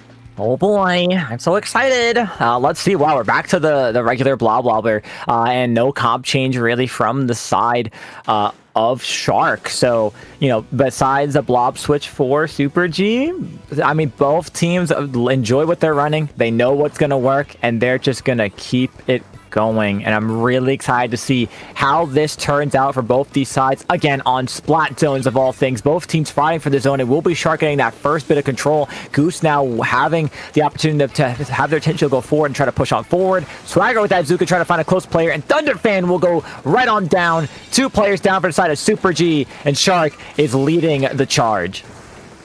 Yeah, I feel like it's so challenging. And I also feel like, man, Shark really has their openings down on this map. And I'm also curious, Cactus, to see how this plays out as you're seeing members of Super G pushing. Really great stuff, picking apart that defense. I'm so curious to see how this plays out in paint matchup, because they do have 2 shooters on the side of Shark, but I will ultimately give the paint control in terms of pure output over to Super G, because just between like the decav, the blaster, and the blob, of course, like I wonder if it comes down into a tense game scenario, will we see that come up to bite them? As you're starting to see, remember Goose pushing in here by himself. Why is he going to get out of there, not surviving that rain thing?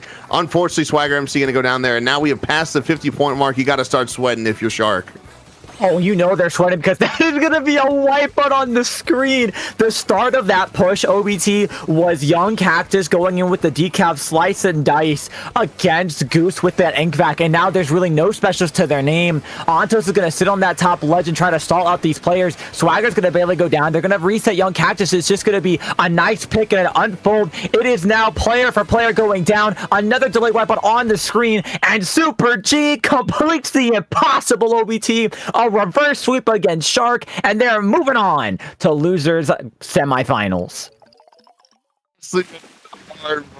Heartbreaker says Shark was so close to getting the clean 3-0 and a handshake, but man, that it's just so unfortunate. It's hard, man. You don't know if they have like consistent internet issues or maybe they live with their parents, but either way, absolutely heartbreaking. But honestly, good stuff to the team of Super G, taking that one game of momentum and absolutely rolling with it to steamroll and reverse sweep Shark when they were just on the absolute brink of collapse there.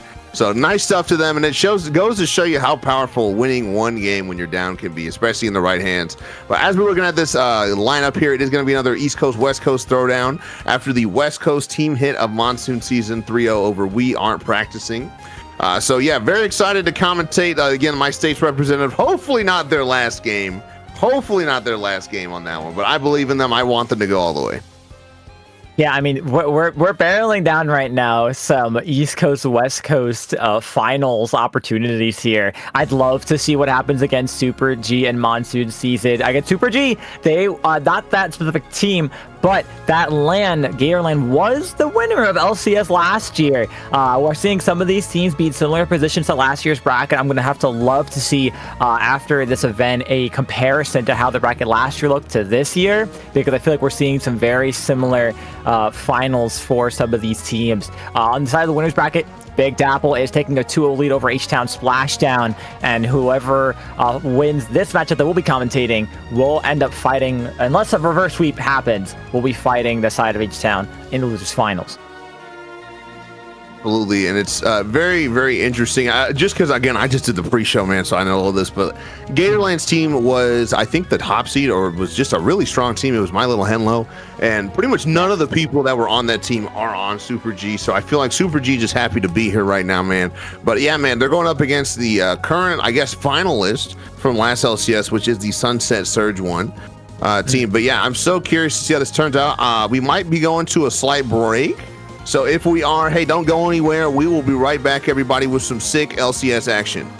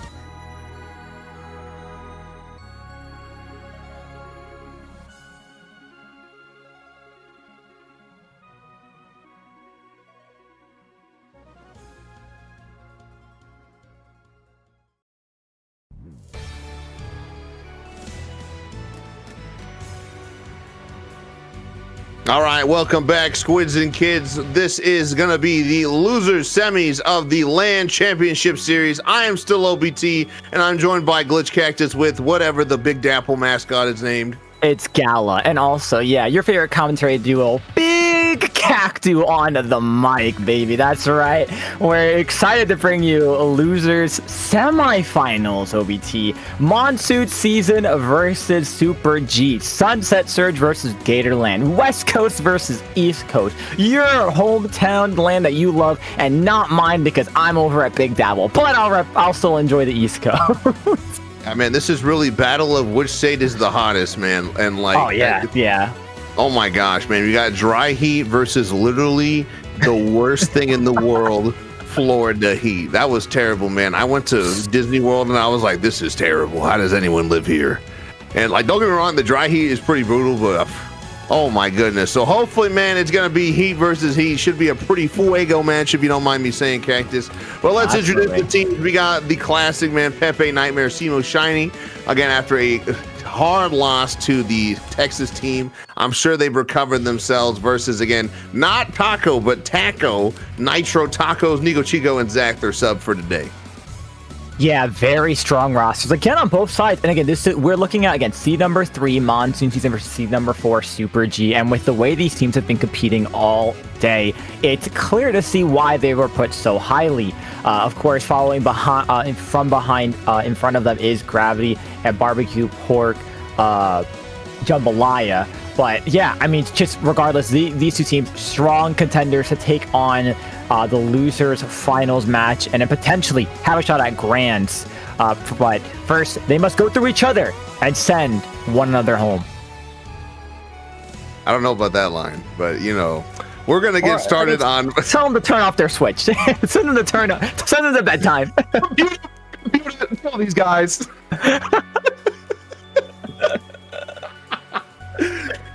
We're going to get started on game 1 with Mahi Mahi Resort, a banger stage, absolute classic. It'll also be interesting to see this with double backline. Obviously, we have the Pencil and Explo coming out from the side of Monsoon Season, and then the Blob and Rapid coming out from the side of Super G.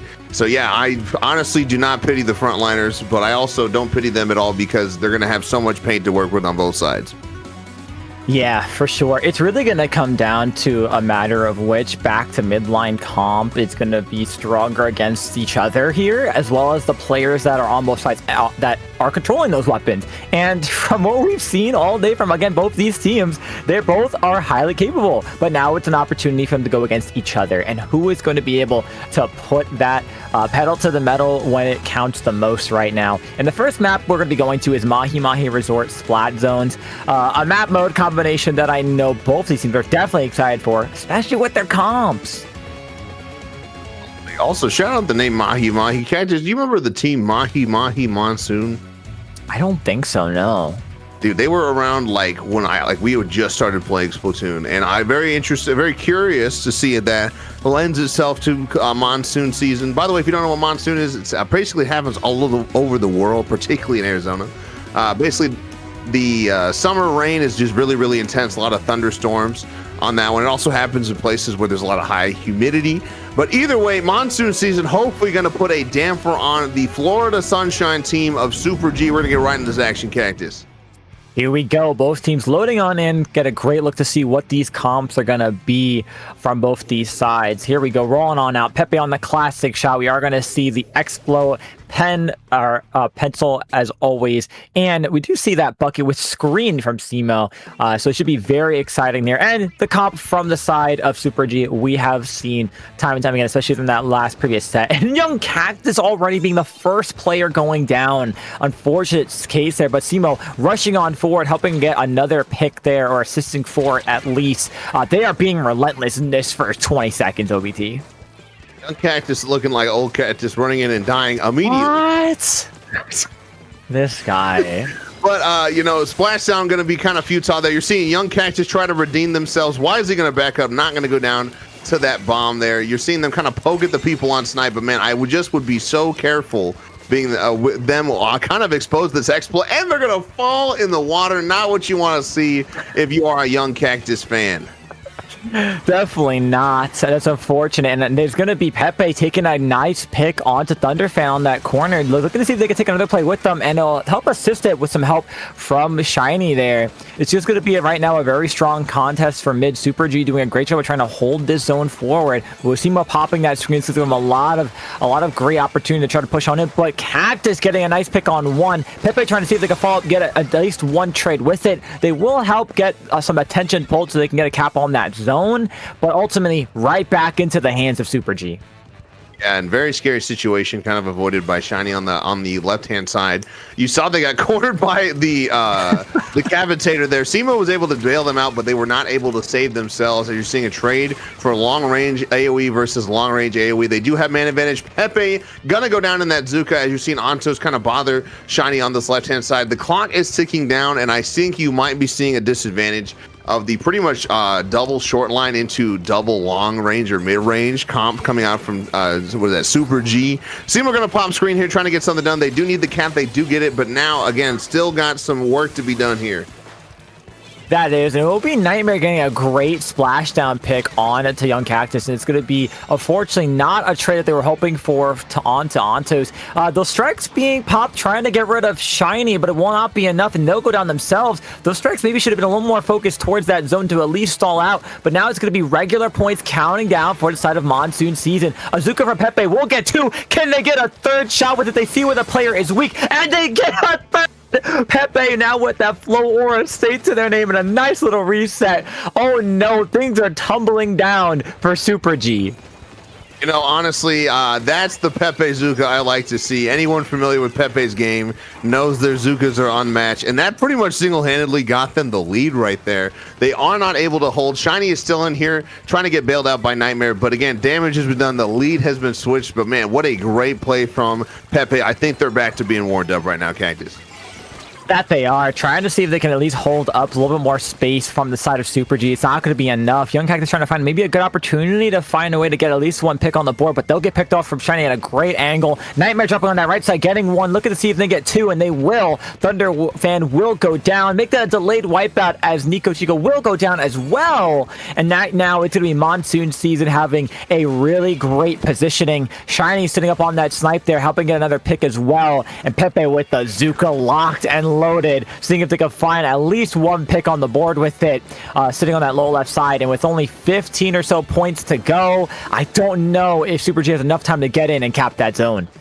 Yeah, you saw Pepe kind of holding their Zuka, just kind of asserting dominance. Young Cactus is going to pop Zuka. They almost neutral, but it just is not good enough there. And from what it looked like, again, a quick deficit for Monsoon Season quickly turned into that one really dominant hold there after they got the lead. But nice stuff for Monsoon Season getting game one. I do want to highlight, Cactus, that one of the things I think is working out so well against this comp that they're playing into is that they're comboing so well off of the Explo Splashdown right there. And right before with this moment we saw is the multiple people were able to kind of finish off with someone that had been weakened or damaged by the splashdown or vice versa. But yeah, you see again here, man, desperate kind of push here. They just were so close, but no cigar on that one.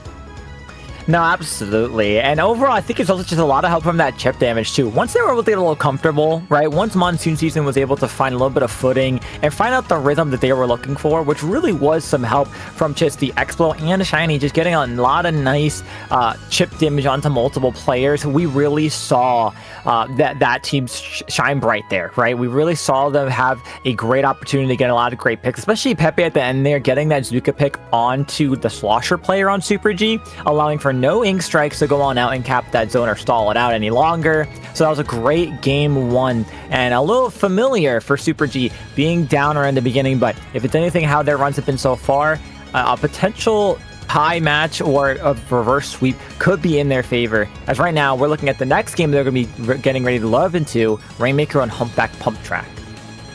Yeah, I feel like, again, that works pretty well versus, I'm going to say someone not necessarily in the top 4 seeding, but I don't know if Super G is going to be able to potentially reverse sweep. But hey, it hasn't happened yet. We are not crystal ball readers in the future. They still have another game. It is only 1-0 currently. But I got to tell you, man, I would not feel good going up against a Explo and a Try with a mostly flat-loving comp if I am the side of Super G. Like, I really feel like the map really favors Monsoon Season right now.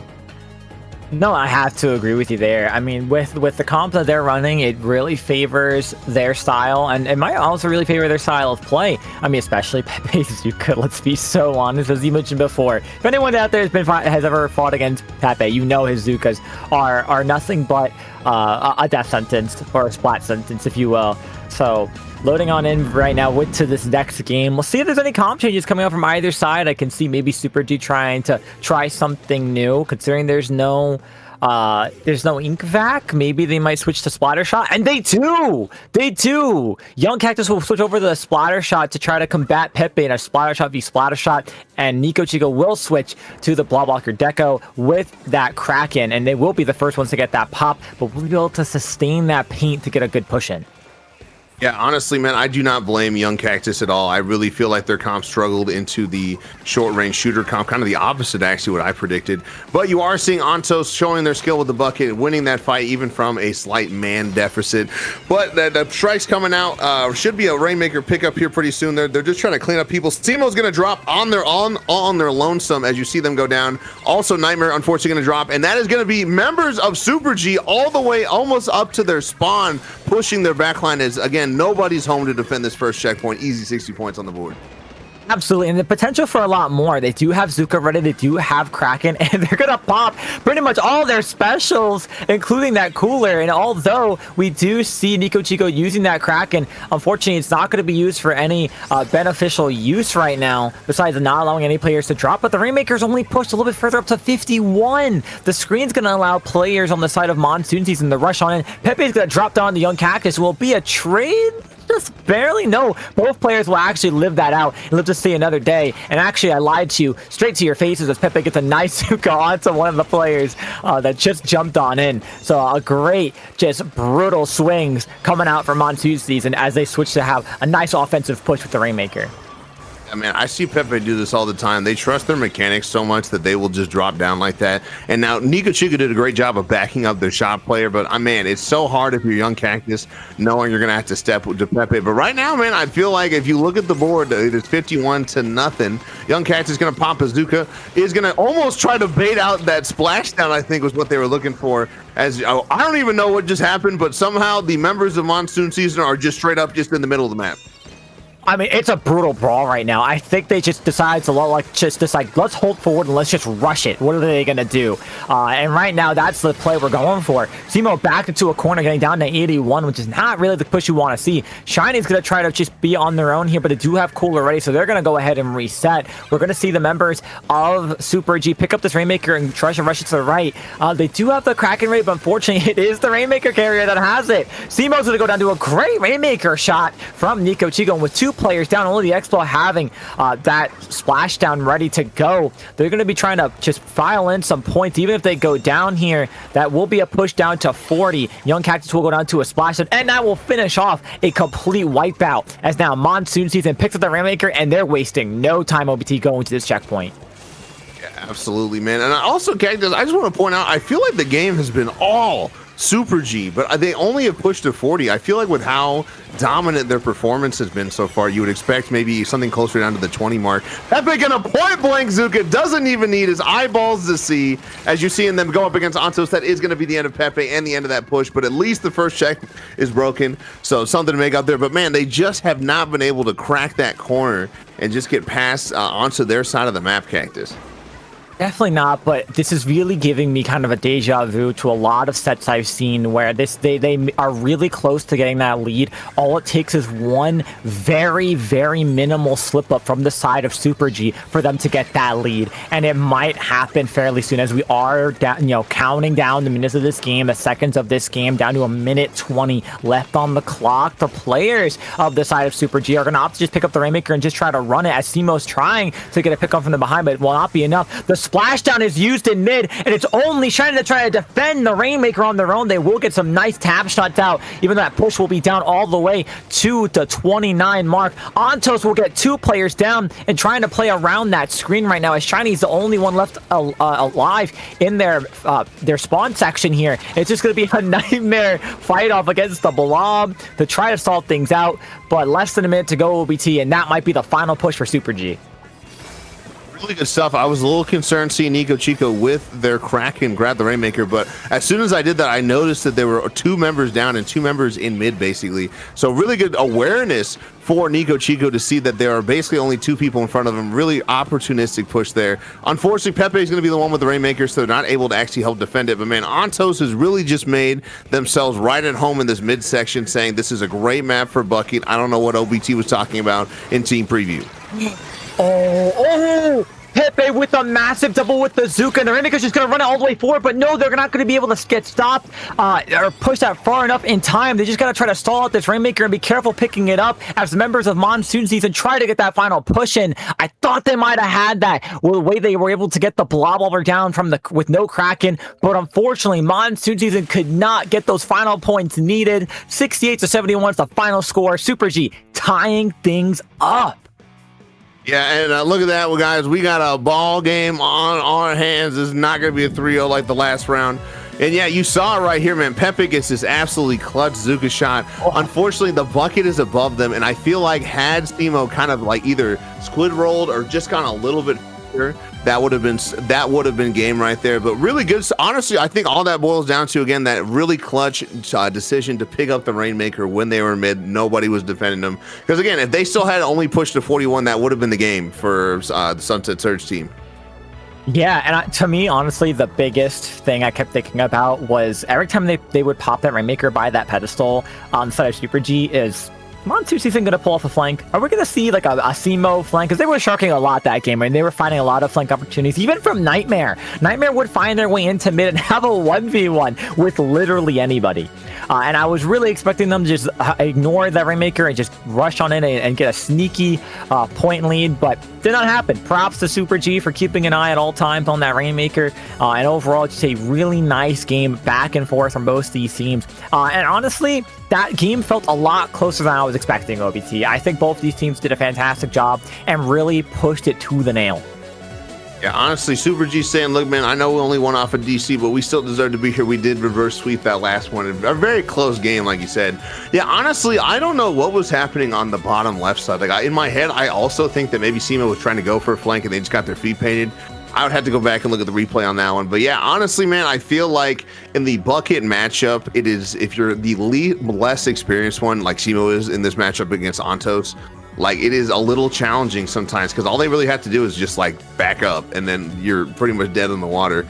So again, very curious to see how this team adapts. I'm curious if Simo's going to switch off of that bucket, or are we going to see the young Cactus Decap come back out here? But it's going to be game number 3 on Barnacle and Dime here. Considering what we're going into, OBT, I really personally don't want to see Young Cactus switch. I think staying on that shot might be the play against this team. And Simo heard your cries, OBT, and they switched right off, going for the Splash-O-Matic, having the Burst Bomb and the Crab Tank on their arsenal now. I'm really interested now to see how this is going to pan out. It might be just to take care of the backline. Simo might not be getting the use out of that screen, so having that little bit of extra longer range might be that play. But I'm really curious to see how it's going to fare against Young Cactus's Zukas. But what I can tell you is Pepe Zukas, surprisingly, for the first time I think this set, hasn't found a pick. Yeah, they were able to move somebody for somebody else to get the pick. But yeah, man, I really mess with this pick from Simo. I don't mess with Simo's drip at all. You see them wearing the diving helmet, but whatever. That's just how Simo rolls. But yeah, man, I think that they're going to get more value out of that crab. I say that as they get shredded by Zuka there. But still, man, a pretty decent start for the side of Sunset Surge team here. Yeah, you know, they might go 1 or 2 players down, but things are looking really treacherous for this positioning. Monsoon Season is in a great spot right now, just trying to hold this space and try to get a good score in. If they're able to get 1 or 2 picks, you're going to see a nice score going on in. Nightmare's being super aggressive here, having a nice 1v1 here. And, you know, this player's 5k XP for a reason. They're able to just kind of rush in, get some nice picks off, and that's going to be 2 power clams scored, 1 by Simo, 1 by Shiny. And they are going to have Nightmare and Pepe back on up, but notice they're just only backing up to mid, if even mid. Pepe is trying to get maybe a little cheeky, get a little bit more space taken out of it, but we're going to see Ontos try to take a little bit more space, and a complete 180 right now from what we just saw not even 10 seconds ago. And Young Cactus will get a nice Zuka pick onto Pepe, a little taste of their own medicine, as now a lot of clamps to their name, but is it enough to get this push in and enough to get that lead? Man, I mean, I just feel like they just punished the members of Monsoon Season for staying out a little bit longer than they needed to. Kind of found both of those, including Pepe, all alone. And they were able to get the push there. I honestly thought that this was going to be a pretty big lead swap. They had the clam economy, but just like that, man, AZ fires right back with another thing. The one thing I will say for all these teams, especially enabled by Shiny, who's a pretty aggressive pen player, is that once they smell blood in the water and they've taken all the picks in mid that they can, they are going to move quickly. Now, obviously, maybe a little too fast here for SEMO as they're forced to jump out with the power claim. It is just going to be Nightmare. But man, both teams not hesitant to get in the other team's face as Nightmare kind of forced to just splash down and not because they have it, and they find two there, really showing that they earned that gold splashdown badge, Cactus. Hey, why not make it a 3-peat? Maybe aim for 4 if the last player can jump out in time. No assist either, but they do have that float aura state, and if they can get a couple more picks to keep that going, they're going to have some great potential here. And it's going to be the Monsoon Season shining bright here, getting a nice add-on to their lead. Pepe on that top block, and here's a power climb coming in. OPT, this is looking very dangerous. That's going to be one more score. No, the pillow knocks it down, and it knocks it down again. The pillow, the map, the stage itself is the hardest defense of them all to break through. Both power climbs for a crazy lead will not be enough for Sunset Surge. Gator LAN Super G holds on just a bit longer with less than 2 minutes into the game. Yeah, man, the pillow really acting as the 5th man for Super G right now. Like, unbelievable blocking, bro. Like, honestly, sign that man up for the NBA. But I honestly think, Cactus, it might have been a misinput. You kind of saw the character stutter there for a second. I'm wondering if maybe they misclicked and didn't actually hit the super jump button when they wanted to, which is, I think, when Pepe was on top of their snipe, would have been a much easier power clam push there. But either way, man, Pillow is going to be the defender, as you're seeing the SEMO kind of pop Crab. And right now, man, Crab doing a great job of dispersing these sedentary kind of backline people that really just want to sit in one spot. Even though they don't find a pick on it, I still feel like pretty good at displacing. They are going to, so Nightmare is going to live the Zuka, but unfortunately Shiny is not. I don't think they can make that happen twice. They don't have Splashdown. And now, again, uncontested basket. And because they did not get that in from the pillow, it is going to be pretty easy for them to take lead as long as they don't go down here. Oh, but they do. They go 3 players down. I think they got a little overzealous trying to get that couple of last clams in, especially because the Slosher player had those strikes online. I would have just waited and held for another opportunity. But you know what? With 30 seconds left to go, they still do have the Mercy Clam to their name. Nightmare, though, with a great positioning on this left side. They will get forced to use that splashdown, and they will try to get a pick onto Young Cactus, and that will be some great help from Shiny there. We're looking in dangerous territory right now for Super G as Monsoon Season is doing a great job holding things off. There will be SEMO going down. Here's the Pepe Zuka trying to find a pick on one onto Thunderfan. It will not be enough. Antos rushing on in to see if they can find a pick onto Pepe themselves, and it's just a really back and forth blows from these players trading back and forth, and with a man advantage right now by just 1 for the side of Super G in overtime, they're going to have to act within the next 10 seconds, OBT, if they want a chance to go in it, and looks like that time is right now. I feel like they don't need very much. This should be the lead change. Unfortunately, that is going to be the game going to Gator LAN. I saw it happening, man. You saw it so many times that Monsoon Season was just unable to kind of like hold themselves in mid, and you saw that stagger happen. Many people trying to retreat back into the same area, which is exactly what the multiple AoE from the Rapid and the Blob love to see them lined up for there. And again, because they did not get that power clam in from earlier, it only took a clam and a little bit more. And you saw that really good stuff to Nico Chico kind of showing their seasoning in the game of waiting until the perfect moment when all the threats have been neutralized to finally open that basket. Pepe, even with all their skills, unable to get that, and Young Cactus throws in those clans for the win. And now, man, you're seeing this is the 3rd seed potentially going down in 4th. So, I mean, they'll play out. They could underplace their seed. Now, granted, Monsoon Season is not out of this. They still have 2 more games, but man, tough losses these last 2 games. Things are getting spicy in some of the hottest states that we have available to us right now, and it's really treacherous waters, right? As you said, Monsoon Season staring right now 4th place in the LCS 2026, an opportunity for Super G to upset that seed and take on losers finals. But again, potentially 2 games standing their way, definitely at least 1 tower control undertow spillway. I'm really curious, you know, OBT, do we see any changes? If not from Super G, for Monsoon season, do we see SEAMO go back to that bucket, the Ash End bucket? I felt like the crab was working out pretty well for them. I don't know, man. SEAMO plays so many things nowadays. I literally have no idea. I doubt we'll see the tent. I feel like that'd be really hard for this comp. But, you know, when the chips are down, I feel like they're going to have to pull something out of their sleeve, for them to do that, man. Their back's against the wall. Clearly, their last 2 comps have not done it for them. But also, man, it's just so hard. Like, do you think it's the comp? I really feel like it could be execution. But either way, we are not going to have to wait there, as we're going to get right into game number 4 on Undertow Spillway. That we are. Here we go. Let's see if either team decides to put a little bit of comp change onto their roster, and they will. SEAMO switching back over to that Ash End bucket, and we are going to see no comp changes from the side of Super G. Here we go. Match start. Both teams now looking to build up not only just some specials, but build up some paint, try to get a little bit of that mid control, and it will be chased. Both teams actually playing a very kind of passive role right now. Only Pepe really taking that first, free first point to try to draw some attention and see if they catch someone off guard. They will catch 1. Will Pepe find 2? Yes, they will. It is Pepe to start the initiation here for these blows to go on out, but no immediate follow-up from their teammates to getting this tower going. Yeah, I feel like despite all of that, man, the Nico Chico has just done such a good job of staying alive and not forcing that complete team re-entry there.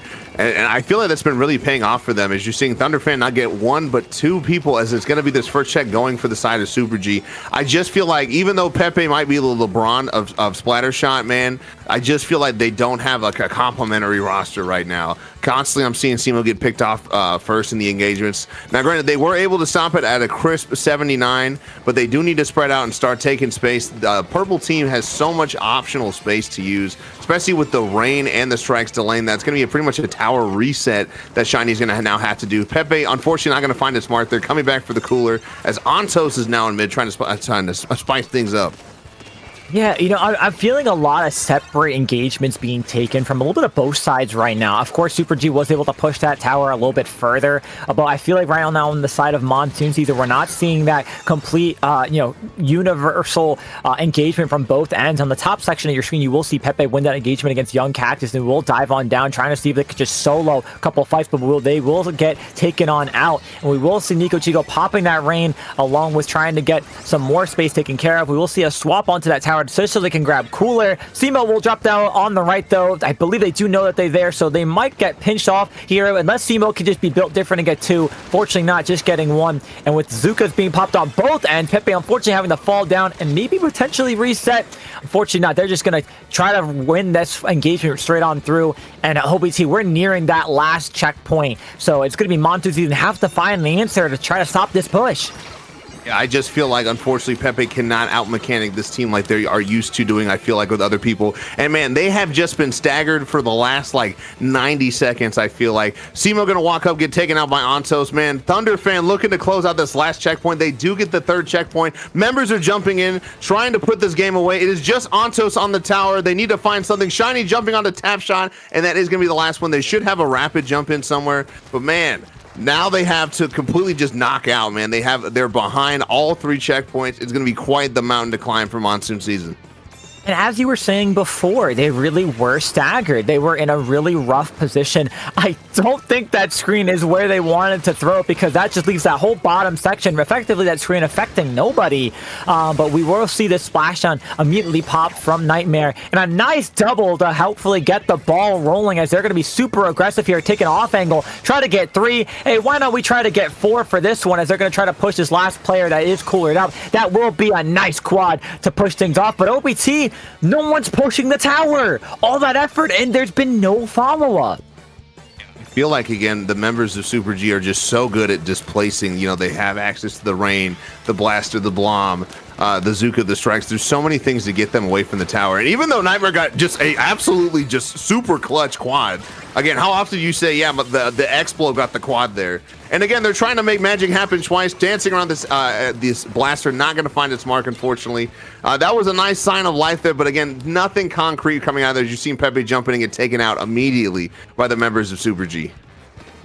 We have 1 minute left to go on to the clock. We will see Young Cactus go down. An opportunity for Monsoon Season to find their way in. Antos taking a little bit of an off angle. Unfortunately, that player on that side did not see them. Shiny will get flanked by Antos. And right now it's a 2v1 on the stage. Nightmare's going to try to push this themselves, see if they can at least try to stall it a little bit longer until their teammates come back. But they will get picked off by Antos as well. It's going to be Super G having so much paint control in mid as well. And they're going to try to ride this checkpoint as far as possible.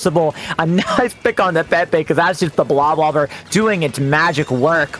30 seconds to go, OBT. Monsoon is going to have to pull off a miracle if they want a chance to bring this game back. Honestly, man, like I just realized this. Even if they get the pick onto Antos, and it doesn't even matter now because they're coolered, like they're going to have to get through the entire both checkpoints with strikes. I just don't see it happening, unfortunately. Now, again, there are people alive right now, but again, it doesn't matter if they aren't able to get rid of Antos there, because the moment that overtime starts, they're going to be popping strikes. Samuel coming out on the tower here, and again, overtime has started. Probably waiting until the most opportune time to pop strikes here is the side of Antos. Nightmare is on the side, on tower. Simo going down, unfortunately. Have a chance to pick off Antos, unfortunately going to go down for it. And I think this is going to be curtains here. This might be, there go the strikes coming on out. Young Cactus goes down. Another player goes down. Oh, wait, no. Oh, so close. Great picks from the side of Monsoon Season, but Super G, 2 players go down. How about we throw a third on there just to touch that tower in the last second of time? And that will be Super G defeating Monsoon Season. The East Coast taking down one more West Coast Superior, upsetting their seed, and they're moving on to losers finals. I know, man, it's so crazy. Like, after, again, they almost got eliminated the last round. They were able to reverse sweep and then outplace their seed. I feel like they were just so surgical with their disassembly of Monsoon Season on this set, man. Like, it was just like they totally had their number this last 2 games. So, unfortunately, I owe everybody an apology. That is, they are not going to be able to get third on the podium. But I still say, Yoshi God, eat your heart out. At least we didn't go 0-2. That will be true. Fought their way all the way to a top 4 placement. Nothing to scuff at. Out of 12 LAN champion teams here, 12 winners from all their around the country, plus Canada. They're finding their way at number 4. Super G right now looking at an opportunity to reclaim the throne from last year. But first, H-Town Splashdown and then Big Dapple stand in their way. Unfortunately, that is going to be all of the West Coast teams eliminated. Pretty much just Jambalaya from the third coast, the Gulf Coast. Honestly, man, but sad stuff for all the West Coast teams, especially, again, man, that team hit for the last round is very, very unfortunate. But it is what it is, man. This is LCS, and there's no champions, only losers, and one team, really, honestly. So, like, it is what it is, man. But hey, I mean, that's part of the thrill. You never know what's going to happen. And man, again, all because of Swagger MC DCing on the game 3 of the last set. You saw it here. But hey, I think that is going to be the end of our block. I think Saf and Falco are going to close it out for us. Cactus, where can the good people find you on all your socials? The good people at home or wherever they may be can find me at all my socials at Glitch Cactus. You decide to see when I eventually decide to stream again on Twitch at Glitch Cactus 1 if you decide to. But besides that, I'm most active on Blue Skies where you could find me. OBT, thank you for being a go-to commentary partner as always and being a part of the big Cactus duo. Where can the people at home find you? Right, you can find me at Obese Tyrese. I stream occasionally.